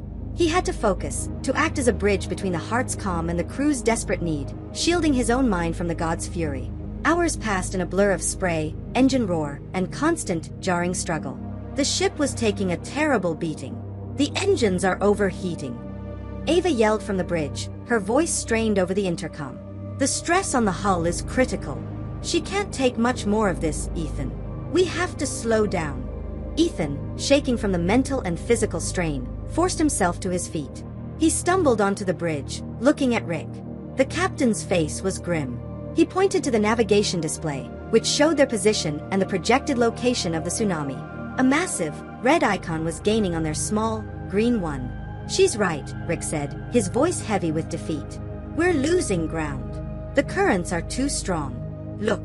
He pointed out the forward window. The horizon behind them was no longer flat. It was a dark, rising curve. The wave was catching them. At this rate, we're not going to make it to the Astoria Canyon. The wave will overtake us in less than an hour. Rick's words fell like a death sentence on the bridge of the sea serpent. The wave will overtake us. The statement was flat, devoid of emotion, the final assessment of a captain who had exhausted all options. The horizon behind them was no longer a line. It was a wall, a moving mountain of dark water that was steadily consuming the sky. They could hear its voice now, a low, tectonic rumble that vibrated through the ship's hull and into their bones. It was the sound of the world ending. On the deck, Ava cut the power to the overstressed engines, and a strange quiet fell, leaving only the terrifying roar of the approaching wave. Despair was a physical presence, a cold hand squeezing the air from their lungs. They had come so far, fought so hard, only to fail at the final hurdle, outrun by the very god they sought to appease. All our knowledge, Eris Thorn whispered, his face ashen as he stared at the wave. All our history, all our science. It ends as a footnote in a story we'll never get to tell. It was the word science that seemed to jolt Ava. Her eyes, which had been fixed on the wave, darted to her console, to the steady rhythmic pulse of the Heart's energy signature. Wait, she said, her voice a sudden, sharp spark in the gloom. Wait a minute. We've been thinking about this like a navigation problem. Get a thing from point A to point B. But what if that's the wrong way to look at it? She turned to Thorn, her mind racing. Eris, you said the Heart is a regulator, a point of equilibrium. Does the lore say it has to be at a place of power, or does it just have to connect to it? Thorn looked at her, a flicker of understanding in his old eyes. The texts are poetic. One passage speaks of the heart as a seed that can reflect the mountain. It says that with a great need, a powerful focus, and a willing conduit, it can create a sanctuary, a mirror of a place of power. A mirror. Ava seized the word. A sympathetic resonance. We have detailed topographical and geothermal scans of the Astoria Canyon. Its energy signature, its physical properties, it's all data. Our ship systems, even the old ones, are essentially a massive antenna. What if we don't need to take the heart to the canyon? What if we can bring the canyon's signature to the heart? The idea was breathtakingly audacious. It was a leap of faith built on a scaffold of theoretical science and ancient myth. You want to trick an artifact of creation into thinking it's somewhere else? Rick asked, his voice laced with disbelief. Not trick it, Ethan said, his voice raspy from the strain of being connected to the heart. He had felt the shift in energy, the spark of a new possibility. Communicate with it. Show it what we need. He looked at the others, his eyes burning with a desperate intensity. He was the willing conduit. He was the final piece of the puzzle. The heart is a force of stability. This wave is a force of chaos. We need to convince the heart to unleash its full stabilizing power right here. The new plan, born of desperation, solidified in seconds. It was their one and only remaining shot. I can do it, Ava said, already working at her console, her fingers a blur. I can reroute every last watt of power from the engines, life support, everything. I can modulate it, shape it into a carrier wave that mimics the canyon's energy signature. I will literally be projecting a map of the canyon directly into the heart's energy field. But the ship will be completely dead in the water. And if this doesn't work... She didn't need to finish the sentence. There's no running anyway, Rick said grimly. He turned the sea serpent, no longer fleeing, but facing the oncoming wave. The maneuver was one of pure, defiant acceptance. They would meet their fate head-on. He steadied the ship, holding it in place against the massive pull of the wave's undertow. Ethan, Thorne said, placing a hand on the younger man's shoulder. The lore says the conduit must be clear in their purpose. You cannot be afraid. You cannot have doubt. You must become the balance you are asking it to create. You must show it the people of Port Blossom, the life you want to protect. You must become the prayer. Ethan nodded, his heart pounding. This was it. The culmination of everything. He walked to the heart of the sea, its light now seeming to pulse with anticipation. He knelt before it. Outside, the wave was no longer a wall on the horizon. It was the horizon. A cliff of water nearly 1,000 feet high, its face a churning vortex of foam and dark, angry sea. The sound was a physical assault, a continuous, deafening roar that shook the world. Sunlight was blotted out, casting them in a deep, terrifying twilight. I'm starting the power transfer now. Ava yelled. Ethan, it's all you. Ethan placed the tide stone on top of the heart, then laid his hands over it. He closed his eyes, shutting out the apocalyptic view. He shut out the sound. He shut out his own fear. He reached inward, into the connection he had forged with the ancient artifact. He thought of Port Blossom, of the houses on the cliffs, the fishing boats in the harbor, the salty air, the cry of gulls. He thought of Silas Blackwood on his porch. He poured all of his focus, all of his will, all of his desperate hope into one clear, silent request. Balance. Here. Now. The effect was instantaneous. The heart of the sea responded. Its serene, white light vanished, replaced by a blinding, silver-white brilliance that erupted outwards, engulfing Ethan and the entire ship. The gentle pulse became a violent, thudding heartbeat that resonated with the frequency Ava was projecting. A sound like 1 billion tuning forks being struck at once filled the air. Outside, the front of the colossal wave was now mere seconds from impact, a sheer wall of water so tall it seemed impossible. The sea serpent, a tiny speck of defiance, held its ground, glowing with an impossible celestial light in the heart of the abyss's shadow. Time stretched and became meaningless. For the crew on the bridge, the final second before impact was an eternity. For Ethan, kneeling at the heart of a nova of silver light, there was no time at all, only a single crushing point of infinite pressure. He was the epicenter of a metaphysical collision between two fundamental forces of the world. On one side was the tsunami, 1 billion tons of water propelled by the raw, hateful rage of a spurned god. He felt it as a scream of pure chaos, a desire to unmake, to scour the land clean. On the other side was the heart of the sea, and through it, Ethan felt the combined, serene weight of every ocean on Earth, the ancient, stable, life-giving equilibrium of the planet itself. He was the fulcrum, and he was breaking. The wave hit. But it was not a collision of water and steel. It was a collision of concept and reality. The moment the churning, chaotic face of the tsunami touched the shimmering dome of silver light radiating from the sea serpent, a profound and impossible silence fell. The deafening roar of the wave was simply gone. The water at the forefront of the tsunami, the very crest of the god's wrath, lost all cohesion. The 1,000-foot wall of fury did not crash or break. It dissolved. It unraveled like a tapestry, its threads of violent energy smoothed out, its momentum vanishing into nothingness. The rage that had given it form was met by a serenity so absolute that it could not coexist. The wave, for all its power, was a temporary thing, while the heart was eternal. From the bridge, Rick, Ava, and Thorn watched, paralyzed by the sheer, sublime unreality of the event. They watched a mountain of water turn into a harmless, cascading waterfall. They saw the apocalypse melt into a placid, rolling swell. The energy of the tsunami, enough to wipe a nation from the map, was calmed, reabsorbed, and returned to the sea as if it had never been. The god's shout had been answered with a whisper, and the whisper had won. The entire event lasted less than 10 seconds. When it was over, the sea around them was calm. The sky above was clear. The sun, no longer obscured by a wall of water, shone down on a peaceful, empty ocean. They had done it. They had faced down a god and saved their world. Then, the light from the heart receded. The blinding silver brilliance collapsed back into the orb, leaving behind the familiar, gentle, milky white pulse. A moment later, every remaining light on the sea serpent flickered and died. The hum of emergency power, the glow of the consoles, everything went dark. The power surge had burned out the last vestiges of their electrical systems. All systems are dead, Ava reported into the sudden darkness, her voice trembling with a mixture of awe and exhaustion. We're adrift. A heavy thud from the deck below sent a jolt of alarm through them. Ethan! Thorn cried out, the first to move. They scrambled down to the deck. Ethan lay unconscious on the steel plates, a few feet from the heart. He had been thrown back when the energy field collapsed. The tide stone lay beside him, no longer glowing. There were angry, red, fern-like marks spreading across his arms and chest, a pattern like a lightning strike, a Lichtenberg figure, seared into his skin where he had touched the heart. He was breathing, but it was shallow and ragged.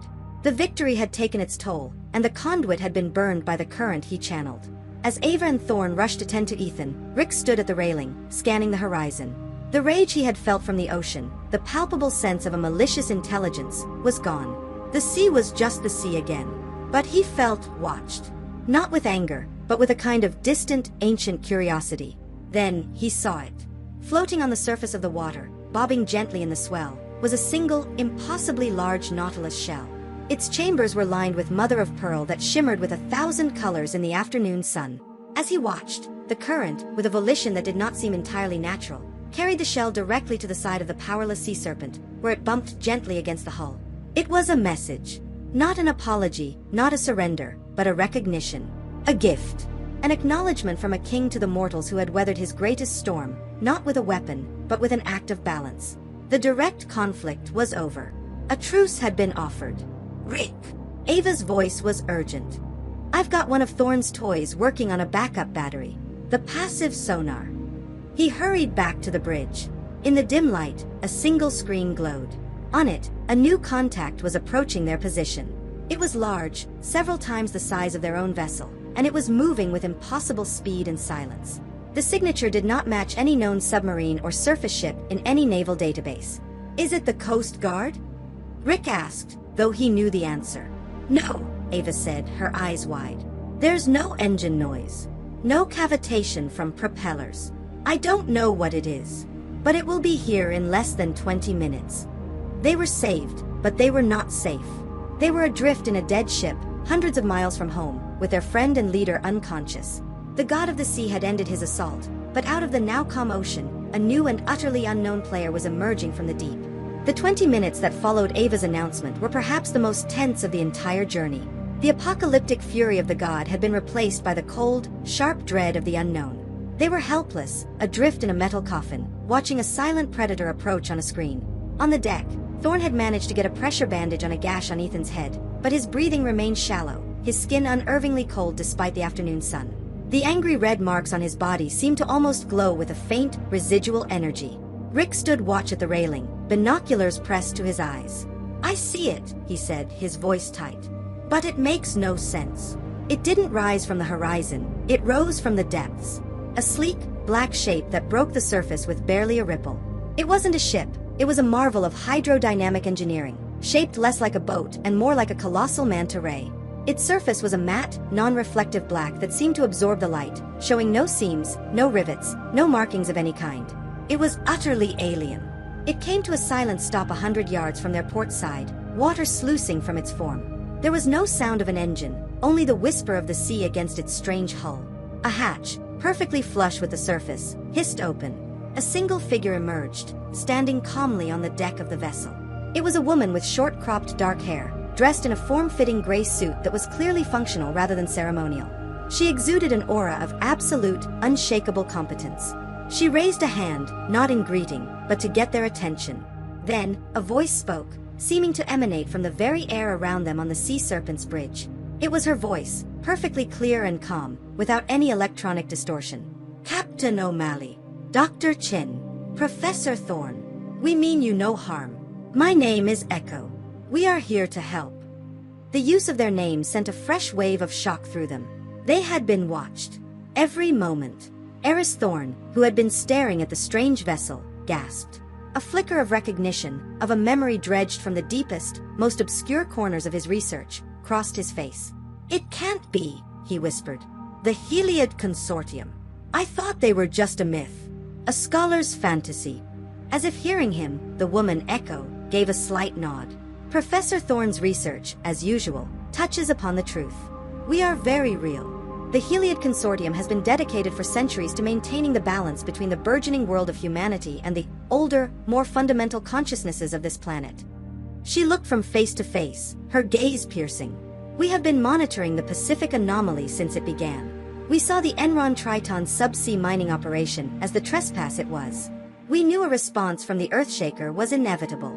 Our protocols, however, forbid direct intervention. These are not conflicts to be won with weapons. They are dialogues that must be initiated by those who are wronged, and those who have wronged." Her gaze softened slightly. "You were the first to approach the entity not with greed or aggression, but with a question. And you, against all odds, found the answer." Her eyes flickered to where Ethan lay on the deck. "Dr. Hayes's condition is critical. The bioenergetic feedback he sustained has destabilized him at a cellular level. Conventional medicine will be useless and will likely kill him. Our medical facilities can save him." She then turned her attention to the softly glowing orb in its cradle. "And we know what you carry. The heart is a keystone of planetary regulation. To see one brought to the surface, this is an event of profound significance." The offer was laid bare, unspoken but perfectly clear. Their survival and Ethan's life in exchange for their cooperation. For the truth. It was a choice that was not a choice at all. "What do you want?" Rick called out, his voice gruff, asserting his role as captain. "To help you," Echo replied simply. "We will bring Dr. Hayes aboard and stabilize him. We will take your vessel in tow and bring you to a safe harbor you have never heard of. And yes, we will ask for a full accounting of your journey. We need to understand how the dialogue was begun. We need to commune with the heart. The balance has been dangerously upset, and your actions have just begun the process of restoring it." Rick looked at Thorne, who gave a slow, decisive nod. He then looked at Ava, who was holding Ethan's wrist, her face a mask of worry. She looked up at Rick, her eyes pleading. "The decision was made. We accept your offer," Rick projected across the water. The consortium vessel moved with the same impossible silence, closing the distance between the two ships. A ramp extended from its side, locking onto the sea serpent's battered hull with magnetic clamps. The transition was seamless. Two figures in the same gray uniforms emerged, carrying a sophisticated medical stretcher. They moved with quiet efficiency, attending to Ethan with an expertise that was immediately reassuring. As they prepared to move him, Ethan's crew made the final transfer. Rick secured his ship, Ava gathered what was left of their data, and Thorne reverently supervised the careful transport of the heart of the sea. Stepping from the rusted salt-stained deck of their old ship onto the sleek, silent corridor of the new one was like stepping 100 years into the future. They were led through spotless, minimalist hallways to an advanced medical bay. As Ethan was whisked away by a medical team, Echo paused with them before a viewport that looked out at the vast, blue ocean. She looked at the heart, which was now being placed in a sterile containment field.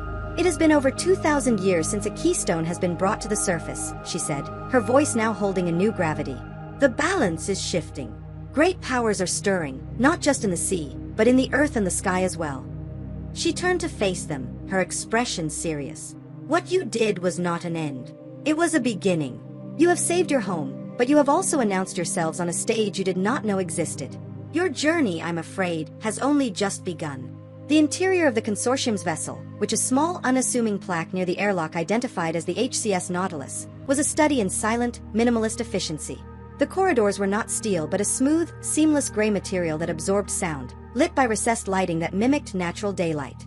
There were no crew members bustling about. The ship felt automated, guided by an unseen intelligence. The air was cool, clean, and carried the faint, sterile scent of an advanced laboratory. They were shown to a comfortable suite of rooms, complete with fresh clothing, warm food, and amenities that felt impossibly luxurious after their ordeal. It felt like being rescued, but it also felt like being placed in a very comfortable, very secure cage. Ava, her scientific curiosity overriding her exhaustion, insisted on seeing Ethan. Echo obliged without hesitation, leading her to the medical bay. The room defied convention. There were no beds or beeping machines. Instead, in the center of the circular chamber, Ethan floated serenely in a tall, cylindrical pod filled with a translucent, glowing gel. A soft, silver light pulsed within the gel, synchronized with his slow, steady heartbeat, which was displayed as a calm, holographic wave in the air beside the pod. His physical injuries were minor, Echo explained, her voice low as she gestured to a complex biological schematic projected nearby. The real damage was more fundamental. In acting as a conduit for the heart, he channeled a force of pure, creative energy. His neural pathways and cellular structures were essentially scoured clean by the sheer voltage. This suspension gel is infused with tailored nanites and resonance frequencies. We are not just healing his body, we are helping his consciousness fully reintegrate with his physical form. He is stable, but the process will take time. Reassured that Ethan was in capable hands, the 3 conscious members of the crew were led to a briefing room. It was as minimalist as the rest of the ship, dominated by a large, circular table. When they sat, the center of the table shimmered and resolved into a high-fidelity holographic projection of the Earth. We have many questions, Echo began, her tone shifting from compassionate host to professional analyst. We have the sensor logs, the satellite imagery.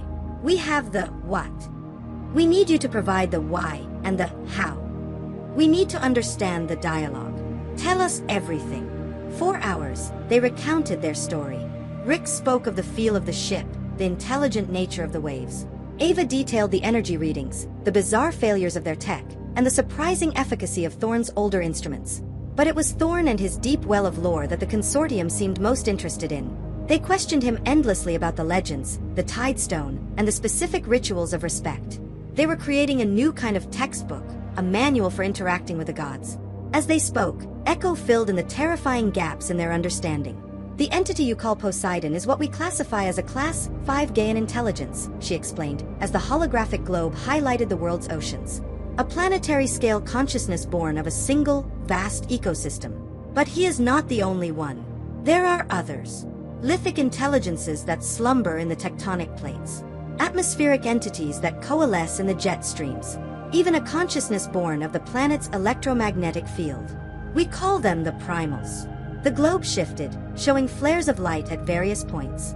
For millennia, they existed in a complex, shifting balance. Humanity was a negligible factor. But our industrial age, our nuclear tests, our deep earth drilling and fracking, to the primals, this is not progress. It is a constant, painful irritation. A planetary infection. They are stirring, and their patience is thinning. And the heart of the sea? Thorne asked, leaning forward, completely engrossed. It is a keystone, Echo confirmed.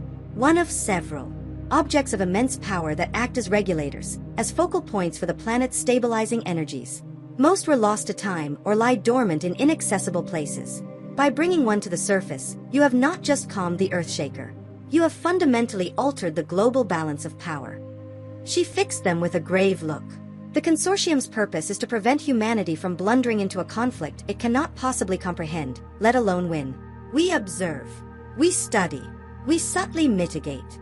Your success, however, changes things. You have proven that a direct, respectful dialogue is possible. But you have also rung a bell that will be heard across the world. There are human factions who would see the heart as the ultimate power source or weapon. And waking one primal can often disturb the sleep of another.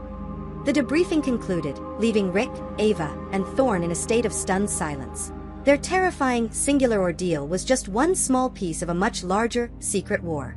Later, Echo led Ava back to the medical bay to check on Ethan's progress. The silver light in the pod was brighter now, the holographic vitals showing his neural activity was increasing. They stood before the pod, two scientists from different worlds, watching the miracle of his recovery. Suddenly, inside the glowing gel, Ethan's eyes snapped open. They were not his familiar, warm brown eyes. They were shining with a faint, but distinct, silver light, an echo of the heart's own brilliance. His mouth opened, but the voice that came through the medbay's internal speakers was not his. It was deeper, layered, resonant with an ancient power. It spoke 3 words in a language that was harsh and guttural, like the grinding of rock. Ava stared, confused, but behind her, Eris Thorn, who had followed them and was watching from the doorway, went pale. His knowledge of dead languages and forgotten lore gave him a terrifying understanding. "What did he say?" Ava asked, her voice a whisper. Thorn swallowed hard, his eyes wide with a new, dawning horror. "It's an archaic dialect. Pre-Sumerian." He translated, his voice trembling. "The stone heart awakens the mountain's wrath." The cryptic, ancient words echoed in the sterile air of the medbay long after they were spoken. Ethan's eyes, now cleared of their silver light, slipped closed. His breathing evened out, and the holographic display showed his neural patterns returning to a deep, healing state, as if the strange pronouncement had never happened. But the message had been delivered. Ava and Thorn stood frozen, the translated words hanging between them like a shroud. "The mountain's wrath," Ava whispered. "What does that even mean?" Echo, however, was already in motion. Her calm, professional demeanor was unbroken, but a new sharp intensity had focused in her eyes. "Medical team, continue stabilization protocol. Isolate the audio and the energy signature from that event. I want a full analysis immediately." She turned to Ava and Thorn, her voice low and urgent. "Come with me, both of you." She led them back to the briefing room, the holographic Earth still rotating silently in the center. "Professor Thorn," she began, "your translation was accurate. My team's linguistic analysis confirms the dialect. It's what we call Proto-Lithic, a theoretical root language from a pre-civilization culture that supposedly lived in harmony with the deep earth. To hear it spoken now confirms some of our most troubling theories. The stone heart isn't the heart of the sea, is it?" Thorn asked, piecing it together. "No," Echo said, shaking her head. "It's a metaphor. The stone heart is the planet's core, its deep geological structure. Ethan is no longer just Ethan. His connection to the keystone has made him a temporary oracle for the planetary consciousness. He felt a new disturbance and gave voice to it. He was delivering a warning." On the globe, Echo entered a series of commands. A network of lines appeared, mapping the world's tectonic plates. Then, a single area began to pulse with a slow, rhythmic red light. It was centered directly under the northwestern United States, in Wyoming. "Since you activated the heart of the sea," Echo explained, "our deep earth sensors have detected a new pattern of harmonic tremors. They are not the chaotic signatures of an earthquake, but the slow, rhythmic resonance of something waking up. They are centered beneath the Yellowstone caldera." Rick, who had remained silent until now, let out a low whistle. "Yellowstone? That's a supervolcano." "It is more than that," Echo said gravely. "It is the lair of another primal, a lithic intelligence. Ancient, slow, and unimaginably powerful. We call it Temblor. Unlike the fluid, ever-changing consciousness of the sea, Temblor is a being of immense pressure, heat, and patience. Its slumber is the only thing that keeps the continent stable." "And we woke it up," Ava stated, the horrifying implication dawning on her. "You didn't intend to, but yes," Echo confirmed. "The keystones are tied to their elements. You brought a powerful artifact of water, calm, fluid, and cool, into the world. Temblor, a being of fire and earth, has sensed this profound shift in the global balance. It perceives the heart's stabilizing energy not as peace, but as a foreign, encroaching influence. A threat. The tremors are the first signs of its irritation. If it fully awakens, its wrath would not be a storm, but a caldera eruption, an extinction-level event." The scale of their new problem was crushing. They had saved the coast from a wave only to risk plunging the entire world into a volcanic winter. "Our protocols are clear," Echo continued. "A direct assault is unthinkable. Any attempt to use our technology to calm the magma chamber would be like trying to stop a charging bull with a fly swatter, and would likely provoke an even faster response. The balance was upset by a keystone. It must be restored by one." Hope seemed impossible, but Thorn, the eternal scholar, saw the pattern. If there is a keystone for the sea, he mused, then logic and legend would dictate there are others. There must be one for the earth. Echo nodded, bringing up a series of ancient texts and glyphs on the holographic display. There is. Legends from cultures all over the world speak of it. The jewel of the mountain, the earth core fragment. A keystone of earth, with the power to communicate with and soothe the lithic primals. It is the only thing that can answer Tembler's irritation with a message of reassurance instead of a threat. So where is it? Rick asked, ever the pragmatist. Lost, Echo admitted. Its last known location was recorded in texts that were destroyed with the Library of Alexandria. We have only fragments, riddles. Finding it has been one of the consortium's primary goals for the last century, without success. She looked at the three of them, her intent clear. But we were missing a key component. We were not attuned. You are. You survived a primal encounter. You have been in the presence of a waking keystone. And one of you, she said, nodding towards the med bay, is now a living conduit for the planet's energy network. You can sense things we cannot. You are the only ones who can find it. The weight of her words was immense. They were no longer just survivors. They had been drafted by fate into a role they never wanted. They were humanity's, and the planet's, only hope. A century of failure, Ava said, the scale of the task seeming insurmountable. We have no idea where to even begin looking. That is where you are wrong, Echo replied, a new image appearing on the display. It was a satellite photo of a harsh, desert landscape, a maze of red rock canyons and desolate mesas. The fragmented texts we have all point to the same starting point. The last person known to have communed with the Earth Keystone did so 200 years ago. His journals speak of a line of guardians, a family who passed down the knowledge of the Stone Song. We believe the last of that line is still alive. She zoomed in on a tiny, isolated compound nestled deep within a canyon in the Utah desert. We cannot approach him. He trusts no one, especially not organizations like ours. But he might speak to you. You carry the scent of a keystone.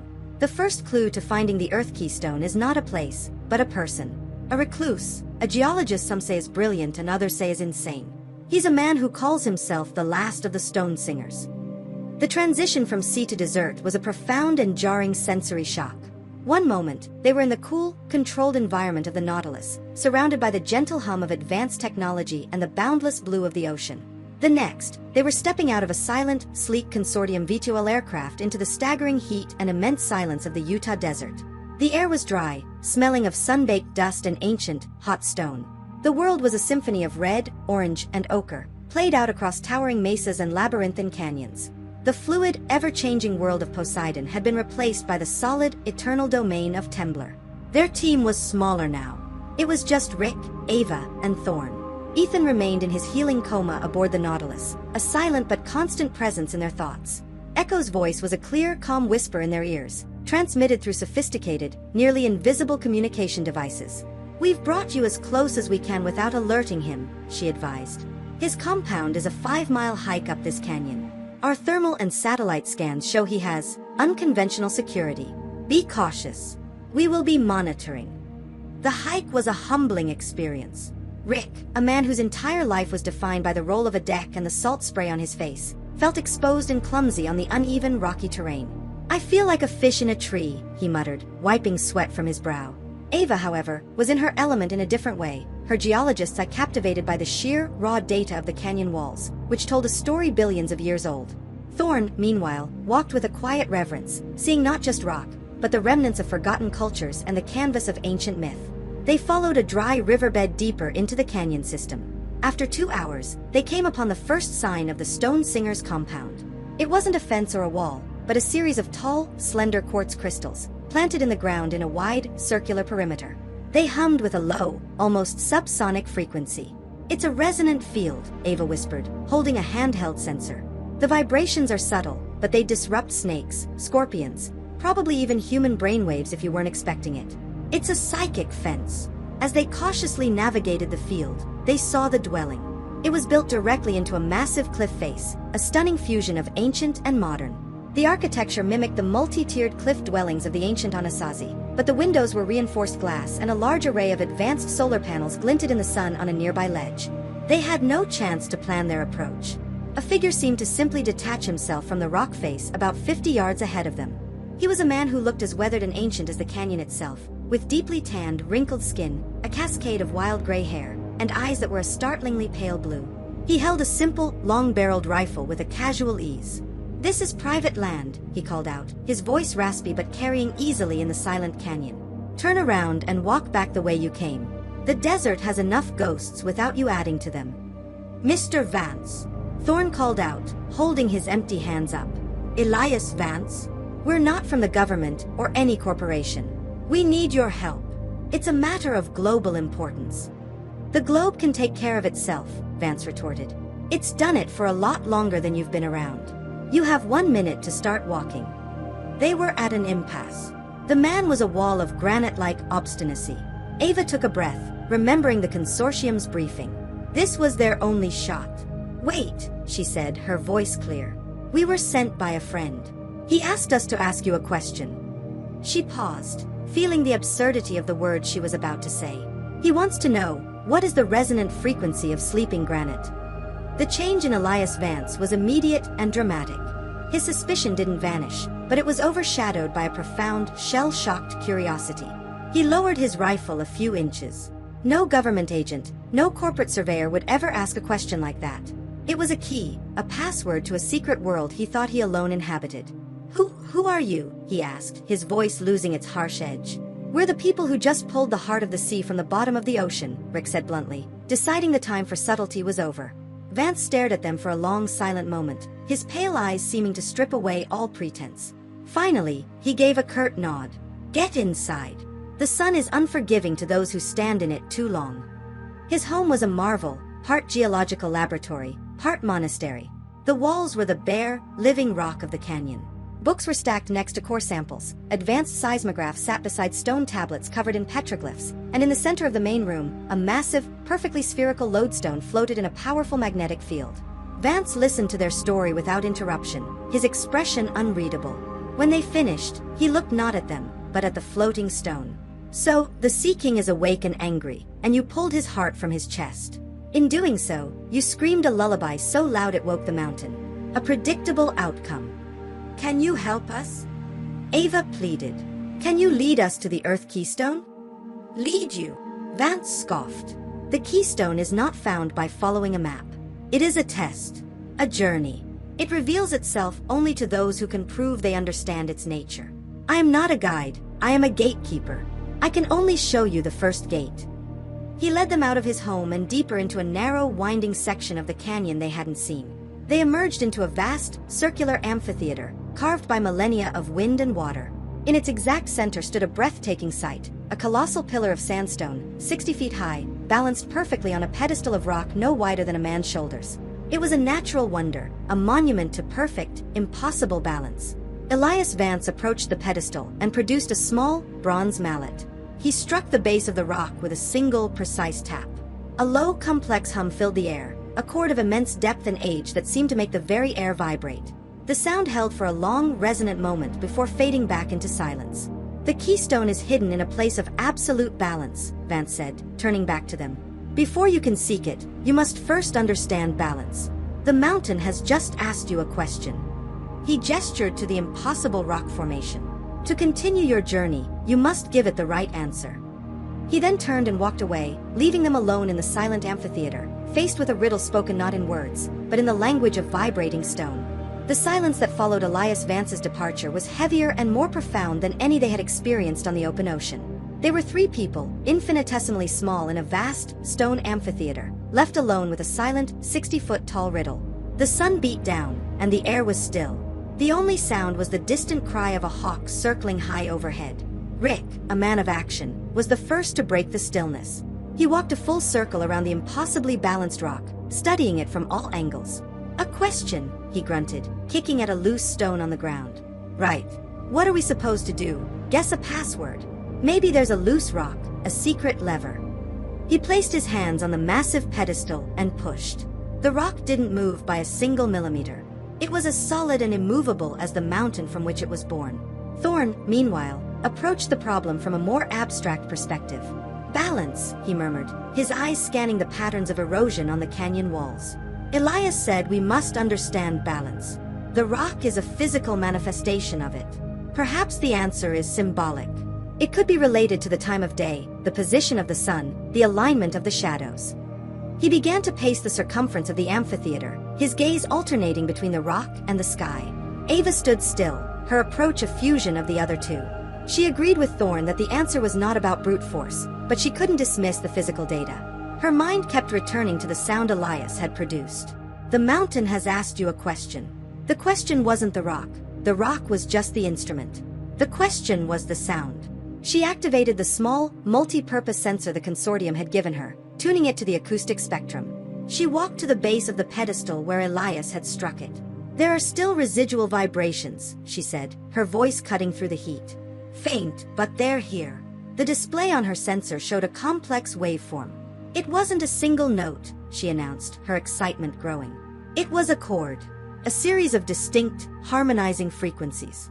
The question isn't a word, it's a piece of music. Great, Rick said, throwing his hands up in frustration. So now we have to start a band? We don't have any instruments. We're standing in one, Ava countered, her gaze sweeping across the amphitheater. This whole place is an acoustic chamber. The shape of the walls, the different types of rock. Elias didn't bring the sound with him. He used what was already here. The paradigm shifted. They weren't just solving a riddle, they were learning to play an instrument the size of a building. They began to experiment. Rick, using the bronze mallet Elias had left behind, tapped on different rock faces. Some gave a dull thud, others a sharp crack. But a few, a very select few, rang with a clear, resonant tone. Ava used her sensor to measure the frequency of each resonant rock they found. Slowly, a pattern emerged. They found a slab of sandstone that rang with a deep bass note, and a small, crystalline outcrop that produced a high, clear tone. They were finding the keys of a geological piano. It was Thorn who made the next breakthrough. He was examining one of the rocks Ava had identified as having a particularly pure frequency when he brushed away a layer of dust. Look here, he said, his voice hushed. On the surface of the rock was a faint, almost invisible carving, a spiral symbol nearly identical to the one on the tide stone. They're marked. The ancients left a guide. With this new knowledge, their search accelerated. They found 5 marked stones in total, each corresponding to one of the 5 distinct frequencies that made up the question chord. Now they had the notes. The final challenge was to play them correctly. We have to strike them all at the same time, Ava concluded, looking at the sensor readings. The sound waves have to overlap in the center of the chamber to create the right harmonic interference pattern. The timing has to be perfect. This was where Rick's skills came to the forefront. He was a captain, a man who understood the rhythms of the sea and the precise timing needed to navigate a storm. He took command. He positioned Thorn by the sandstone slab and Ava by the crystal outcrop. He himself stood by a third, a large sheet of granite. He had them each find a smaller, dense rock to use as a striker. I'll give a 3 count, Rick instructed, his voice now the steady, commanding tone of the captain on the bridge. Don't swing until 3. We have to hit it at the exact same moment. No hesitation. He stood in the center, a conductor for their stone orchestra. He took a deep breath. 1, 2. The silence of the canyon was absolute. 3. 3 sharp cracks echoed as they struck their designated rocks. For a heartbeat, there was only the sound of their individual notes. Then, as the sound waves traveled and converged in the center of the amphitheater, they merged. The air began to vibrate as the frequencies combined, building on each other, until the full, complex, and powerful chord that Elias had produced boomed through the canyon. It was the mountain's voice, and they were speaking its language. The sound held, seeming to shake the very foundations of the rock beneath their feet. As it finally began to fade, a new sound took its place, a low, deep grinding of stone on stone. They all turned to look at the balanced rock. It was vibrating, a faint shimmer visible around it. Then, the canyon wall directly behind the rock began to move. A huge rectangular section of the cliff face, which had been perfectly camouflaged, slid slowly inwards, revealing a dark, square passageway leading deep into the mountain. A figure emerged from the shadows at the entrance of the passage. It was Elias Vance. He gave them a slow, approving nod, his pale eyes holding a newfound respect. You have learned to listen, he said, his voice echoing from the new opening. The first step is complete. But the next trial lies in the darkness ahead, and the mountain does not suffer the unworthy to pass into its heart. Elias Vance stood at the threshold of the dark passage, his silhouette framed against the deep gloom within. He did not offer to accompany them. His role as gatekeeper was complete. Instead, he handed each of them a torch, not of wood and fire, but a smooth, obsidian-like rod. "The mountain does not see with eyes of flesh," he said, his voice echoing slightly from the tunnel.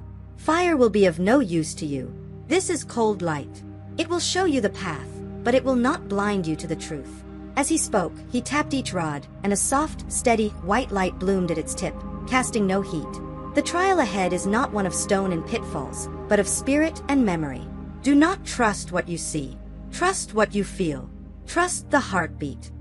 With that final cryptic warning, he stepped back into the desert sun, and the great stone door began to grind slowly shut behind them, sealing them in the darkness.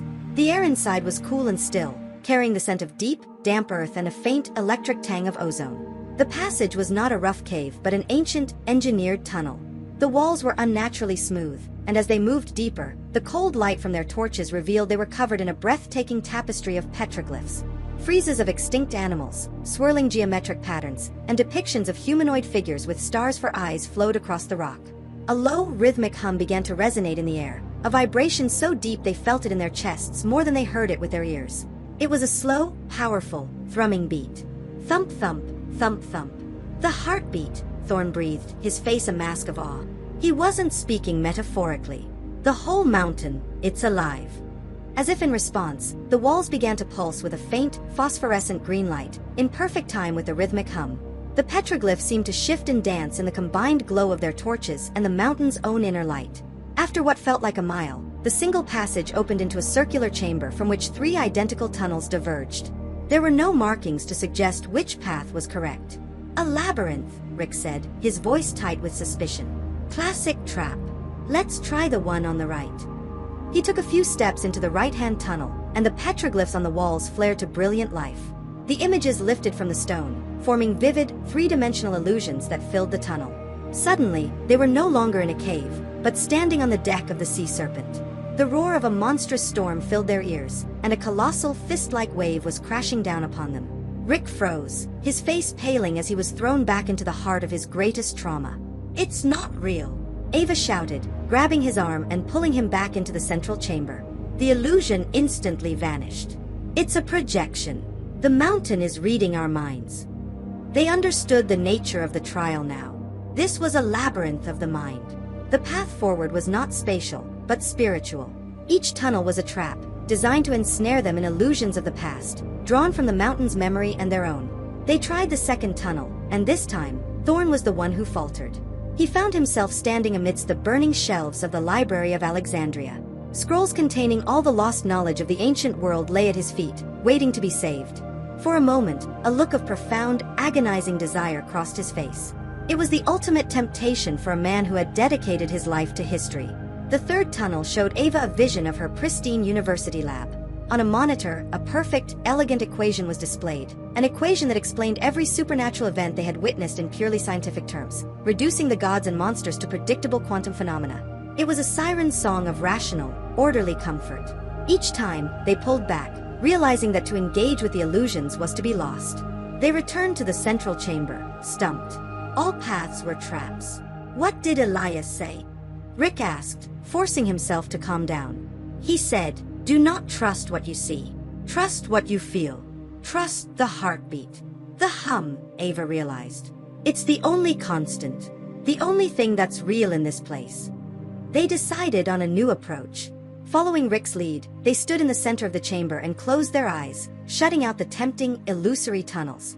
They focused all their attention inward, on the deep, steady thump-thump that resonated through the stone floor. It was strongest in one particular direction, a source they could feel through the soles of their boots. With their eyes closed, trusting only their senses and each other, they walked forward. They passed through a wall that had seemed solid, the illusion of stone parting like mist. The visions raged around them, primeval forests, seas of lava, the birth of the first complex cells, the planet's own deep and tumultuous memories. But they ignored them, keeping their focus on the steady, grounding rhythm of the mountain's heart. The phantoms of the past faded. The chaotic visions receded. The rhythmic hum grew stronger, clearer. Finally, they felt the floor level out and the air open up around them. They opened their eyes. They had passed the trial. They stood on a wide ledge at the entrance to a cavern so vast its ceiling was lost in darkness. The entire chamber was lit by a soft, ethereal glow from massive veins of phosphorescent crystals. In the center of the cavern, a wide, deep chasm split the floor. And spanning the chasm was a bridge unlike any they could have imagined. It was an ancient, petrified tree of colossal size, its stone-like wood shimmering with iridescent minerals. The bridge was their path forward.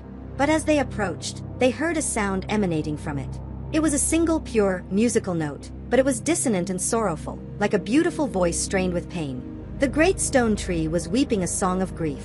The next trial was not a labyrinth or a riddle, but a lament.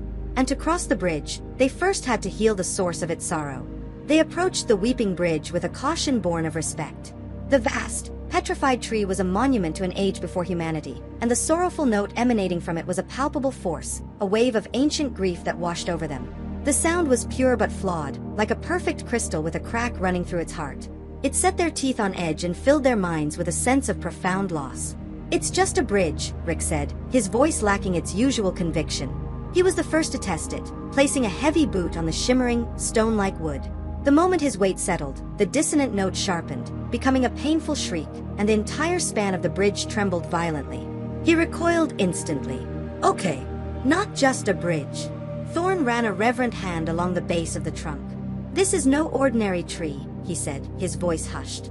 "This is a lithosdendron, a world tree from the primeval era. The legends say they were the nervous system of the continents, conduits between the deep earth and the open sky. Their song was a reflection of the health of the land. This one is wounded. Its song is broken." Ava, ever the scientist, was already analyzing the sound with her sensor.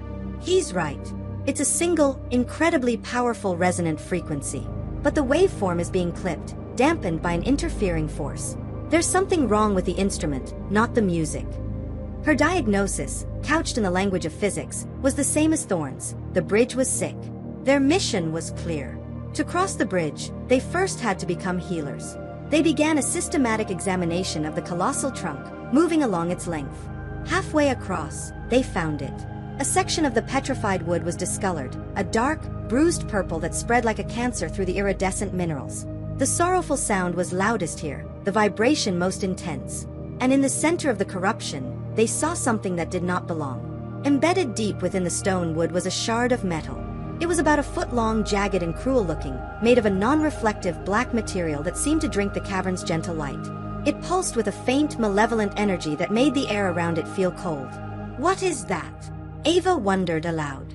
Thorn stared at it, a look of dawning horror on his face. "I've seen drawings of this in the most forbidden texts," he whispered. "From the wars of the First Age, before the primals fell into their long slumber. It was a war of fundamentals. The carvings called these silent shards. They were not weapons designed to kill, but to poison, to sever the connection between a living thing and the song of the planet. This tree hasn't just been wounded, it has been muted. They had to remove it." Rick's first instinct was to find a rock and try to smash it free, but Ava stopped him. "The shard is the source of the dissonance," she explained. "If you hit it with brute force, you'll transfer that chaotic energy to the whole bridge. It will shatter." She looked at her sensor again, an idea forming in her mind. Everything has a resonant frequency. The bridge has one, and this shard has one. The tree's song is one of life. The shard's song must be one of decay. We can't fight it with force, but maybe we can fight it with music. She looked at Thorn. "Like the first trial. What if we don't need to break it? What if we just need to sing the right note?" The concept was brilliant. They needed to find the shard's own resonant frequency and project it back, forcing it to vibrate so violently it would shake itself loose from the petrified wood. It was sonic surgery, and their only instruments were themselves. Ava isolated the ugly, discordant frequency of the shard on her sensor. It was a grating, low-pitched hum. The challenge was reproducing it.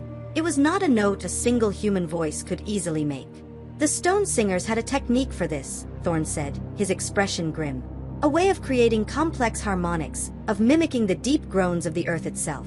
It is a form of throat singing. It requires focus, control, and for all voices to act as one." There, in the heart of the living mountain, the three of them stood before the wounded bridge and prepared to perform. Thorn coached them, demonstrating the difficult technique of producing a low, guttural drone while simultaneously creating a higher-pitched overtone. Guided by the precise frequency displayed on Ava's sensor, they began.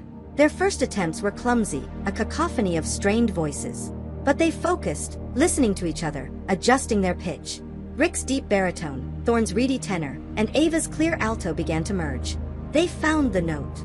A single, unified, powerful hum, perfectly matching the shard's dissonant frequency, filled the cavern. The effect was immediate. The black shard began to glow with a sickly purple light, vibrating with increasing intensity. The petrified wood around it trembled. They held the note, pouring all their concentration and will into the sound. The whine from the shard rose in pitch until it was a piercing scream. With a final, sharp crack, the silence shard was ejected from the bridge as if from a catapult. It flew through the air, tumbling end over end, and fell into the blackness of the chasm below, its light extinguished before it vanished from sight. The moment it was gone, a profound peace settled over the cavern. The painful, dissonant note from the tree ceased. For a moment, there was absolute silence. Then, a new sound began to rise. It started as a low hum and built into a deep, powerful, and perfectly harmonious chord. The dark corruption on the bridge vanished, replaced by a warm, golden light that spread through the entire span of the tree. The song of the world tree was healed. The path was open. The bridge was no longer weeping, it was singing a song of welcome. As they stepped onto its now solid and untrembling surface, the harmonious chord seemed to flow ahead of them, illuminating the path. It led their eyes to the far side of the chasm, to a final massive chamber carved into the shape of a geodesic dome. In its center, resting on a simple stone pedestal, was a crystalline object that pulsed with a slow, steady, golden light. The Earth Keystone. Crossing the singing bridge was like walking through a cathedral of living music. The harmonious chord resonated in their bones, a song of balance and healing that washed away the last of the tension from the labyrinth and its trials. They stepped off the ancient, petrified wood and into the final chamber, and the sound swelled around them, welcoming them home. The cavern was a place of breathtaking, natural perfection. It was a massive geode, its walls lined with colossal, flawlessly formed amethyst and quartz crystals that captured and amplified the light from the chamber center, painting the scene in 1,000 hues of soft gold and deep violet. The air was warm, still, and hummed with a palpable energy that felt like the grounding force of gravity itself. This was the heart of the mountain, a place of immense peace and power. And in the exact center, on a simple, unadorned pedestal of granite, rested the Earth Keystone. They approached it with a shared sense of reverence and trepidation. It was a single, perfect crystal, about the size of a football, but its shape was a complex, multifaceted geometry that seemed to shift and change as they looked at it. It pulsed with a slow, steady, golden light, the source of all the warmth and harmony in the cavern. This was the object of their quest, the counterpart to the heart of the sea, the key to soothing a slumbering god and preventing a global catastrophe. As they drew within a few feet of the pedestal, the golden light intensified, flaring outwards. It wasn't a physical blast, but a wave of pure information and intent that washed over their minds. There was no guardian, no monster. The final test was administered by the keystone itself, and it was a test of worthiness. The cavern, the crystals, and their companions all vanished from their perception. Each was plunged into a private vision, a world crafted from their deepest, most personal desires, a temptation offered by a power that could make any dream a reality.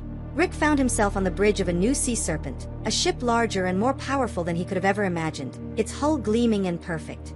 On his navigation screen, the locations of every lost treasure and rich mineral deposit on the ocean floor were clearly marked. Wealth beyond measure and the eternal respect of every mariner on Earth were his for the taking. All he had to do was want it. Thorn was not in a ship, but in a vast, silent library that held not just books, but moments. He could touch a crystal shelf and witness the construction of the pyramids, the fall of Rome, the signing of the Magna Carta. Every question he had ever asked, every gap in the historical record, was open to him. He could become the ultimate, omniscient historian. All he had to do was accept. Ava stood in a laboratory of pure light. The fundamental laws of the universe were laid bare before her, not as complex equations, but as elegant, intuitive truths. She understood the nature of dark energy, the origin of consciousness, the grand design of reality itself. She held in her mind the knowledge to cure every disease, to solve the world's energy crisis, to elevate humanity to a new plane of existence. All she had to do was claim the discovery as her own. For a timeless moment, each was lost in their perfect, personal heaven. But they had been changed by their journey. They had faced a god's rage and survived not through power, but through balance and respect. They had worked as a team, healed a wounded bridge, and learned to listen to a language older than words. Deep within his vision of wealth, Rick thought of his crew, of Port Blossom, of the world they had almost lost. He remembered the quiet courage of his companions. And he pushed the vision away. Thorn, surrounded by all of history, realized that knowledge without context, without the present to inform it, was meaningless. His place was here, now, in this moment, fighting for the future, not lost in the past. And he turned his back on the library. Ava, holding the secrets of the cosmos, saw Ethan's face, pale and still in the medical pod. She understood that knowledge without compassion was a cold and empty thing. Her purpose wasn't to be the smartest person in history, it was to save her friend and her world. And she let the elegant truths fade. Their minds, separate but united in a single, selfless purpose, balance, not power, broke free from the visions. The intense light from the keystone softened, its golden pulse becoming warm, gentle, and inviting. The test was over. They had given the right answer. Ava, as the scientist, was the one to step forward. She reached out with a steady hand and touched the crystal. It was not cold stone but warm, humming with a life force that resonated deep within her. It was surprisingly light, as if its physical form was merely an anchor for the immense energy it contained. She lifted the earth keystone from its pedestal. The moment it was free, the harmonious song of the cavern swelled into a triumphant, glorious chord. The keystone in Ava's hands pulsed in time, a beacon of golden light. They had done it. "Echo, do you read me?" Ava spoke into her calm, her voice filled with relief. The device, which had been silent deep within the mountain, now crackled to life, the keystone acting as a powerful amplifier. Echo's voice was crisp and clear. "We read you, Ava. Your biosignatures are strong. We see the energy spike. You have it. Incredible. We are tracking your location now. But you must hurry. The tremors at Yellowstone have escalated from harmonic resonance to erratic, violent spasms. Tembler is moving from irritation to rage. You don't have much time to get there." As if summoned by her words, the ground beneath them began to shake violently. The beautiful, harmonious song of the cavern twisted into a discordant alarm. Dust and small crystals rained down from the ceiling. Then, a new voice, harsh and frantic, crackled over their communicators, piggybacking on the keystone signal. It was Elias Vance. "You've taken the heart from the mountain. The chamber was built on balance. Without the keystone, it cannot support its own weight. The mountain itself now crumbles. The way you came in is gone. There is another way out, a subterranean river, deep below you. You must run now. Triumph is a fleeting luxury." The glorious harmonic chord of the cavern twisted into a dissonant shriek of stressed rock, and their moment of victory was swallowed by a primal, geological roar. The massive crystals lining the walls, which had moments before been a source of beauty, became terrifying pendulums of death, cracking and groaning under the strain of the collapse. The ground beneath their feet heaved, no longer a stable floor but a fracturing plate of stone. "This way!" Rick yelled, his captain's instincts kicking in. In a crisis, he didn't freeze, he moved. He pointed towards the chasm that the petrified bridge spanned. The chasm itself was widening, the floor of the cavern splitting apart, revealing a deeper, darker abyss below. Elias said, "A river, deep below. It's our only way down." There was no time for debate. Following Rick, they scrambled back towards the weeping bridge. The ancient tree was groaning, its healing song now a sound of alarm, but it was holding together, a lone bastion of stability in the growing chaos. The earth keystone in Ava's arms was no longer just a beautiful object, it was a beacon and a shield. Its golden light intensified, cutting through the thick dust that now filled the air, illuminating a steep, treacherous scree slope that led down into the newly opened abyss. As a chunk of crystalline debris the size of a car fell from the ceiling towards them, the keystone pulsed, and a barely visible distortion in the air, a localized field of force, deflected the rock, sending it crashing into the chasm a dozen yards away. The keystone was actively protecting them. "It's helping us!" Ava shouted over the din, "It's showing us the way." They half climbed, half slid down the scree slope, a cascade of smaller rocks tumbling around them. The roar of the collapsing cavern was now joined by a new sound, a deep, powerful roar of rushing water from the darkness below.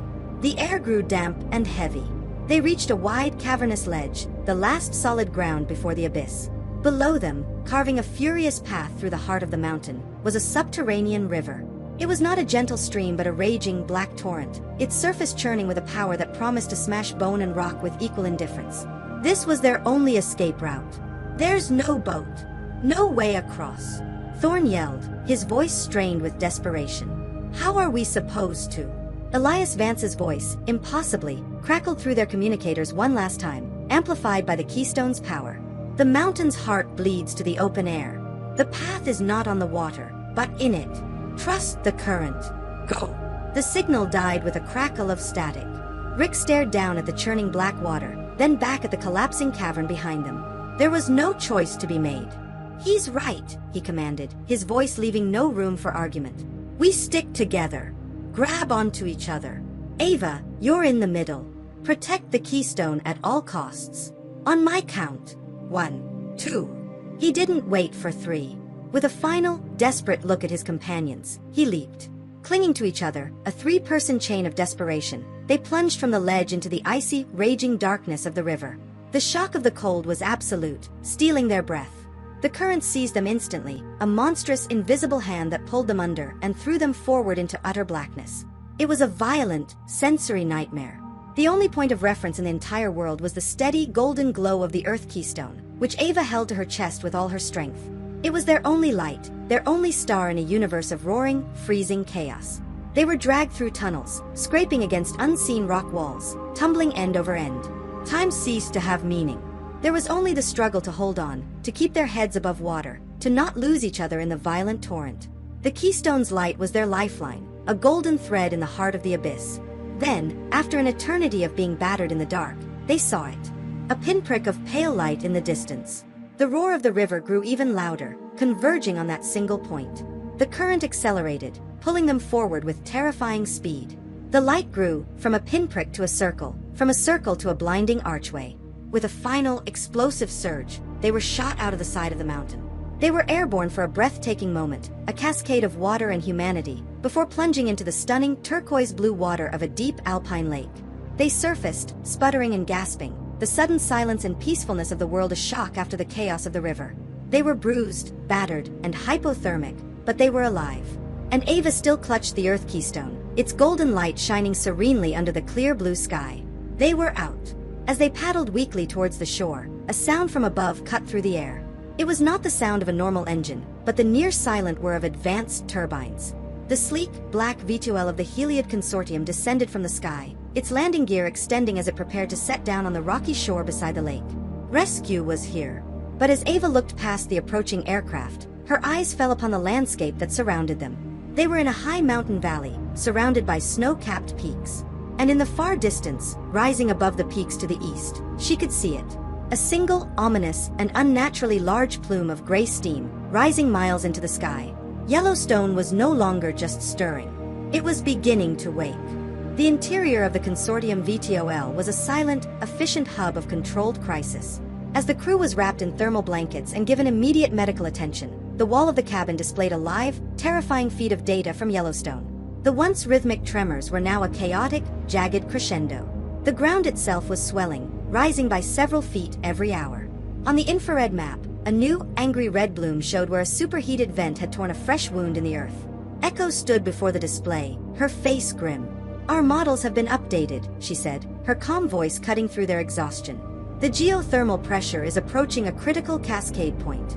We are no longer talking about days. We have, at best, 12 hours before the eruption becomes self-sustaining and unstoppable." The flight was a blur of speed and dawning reality.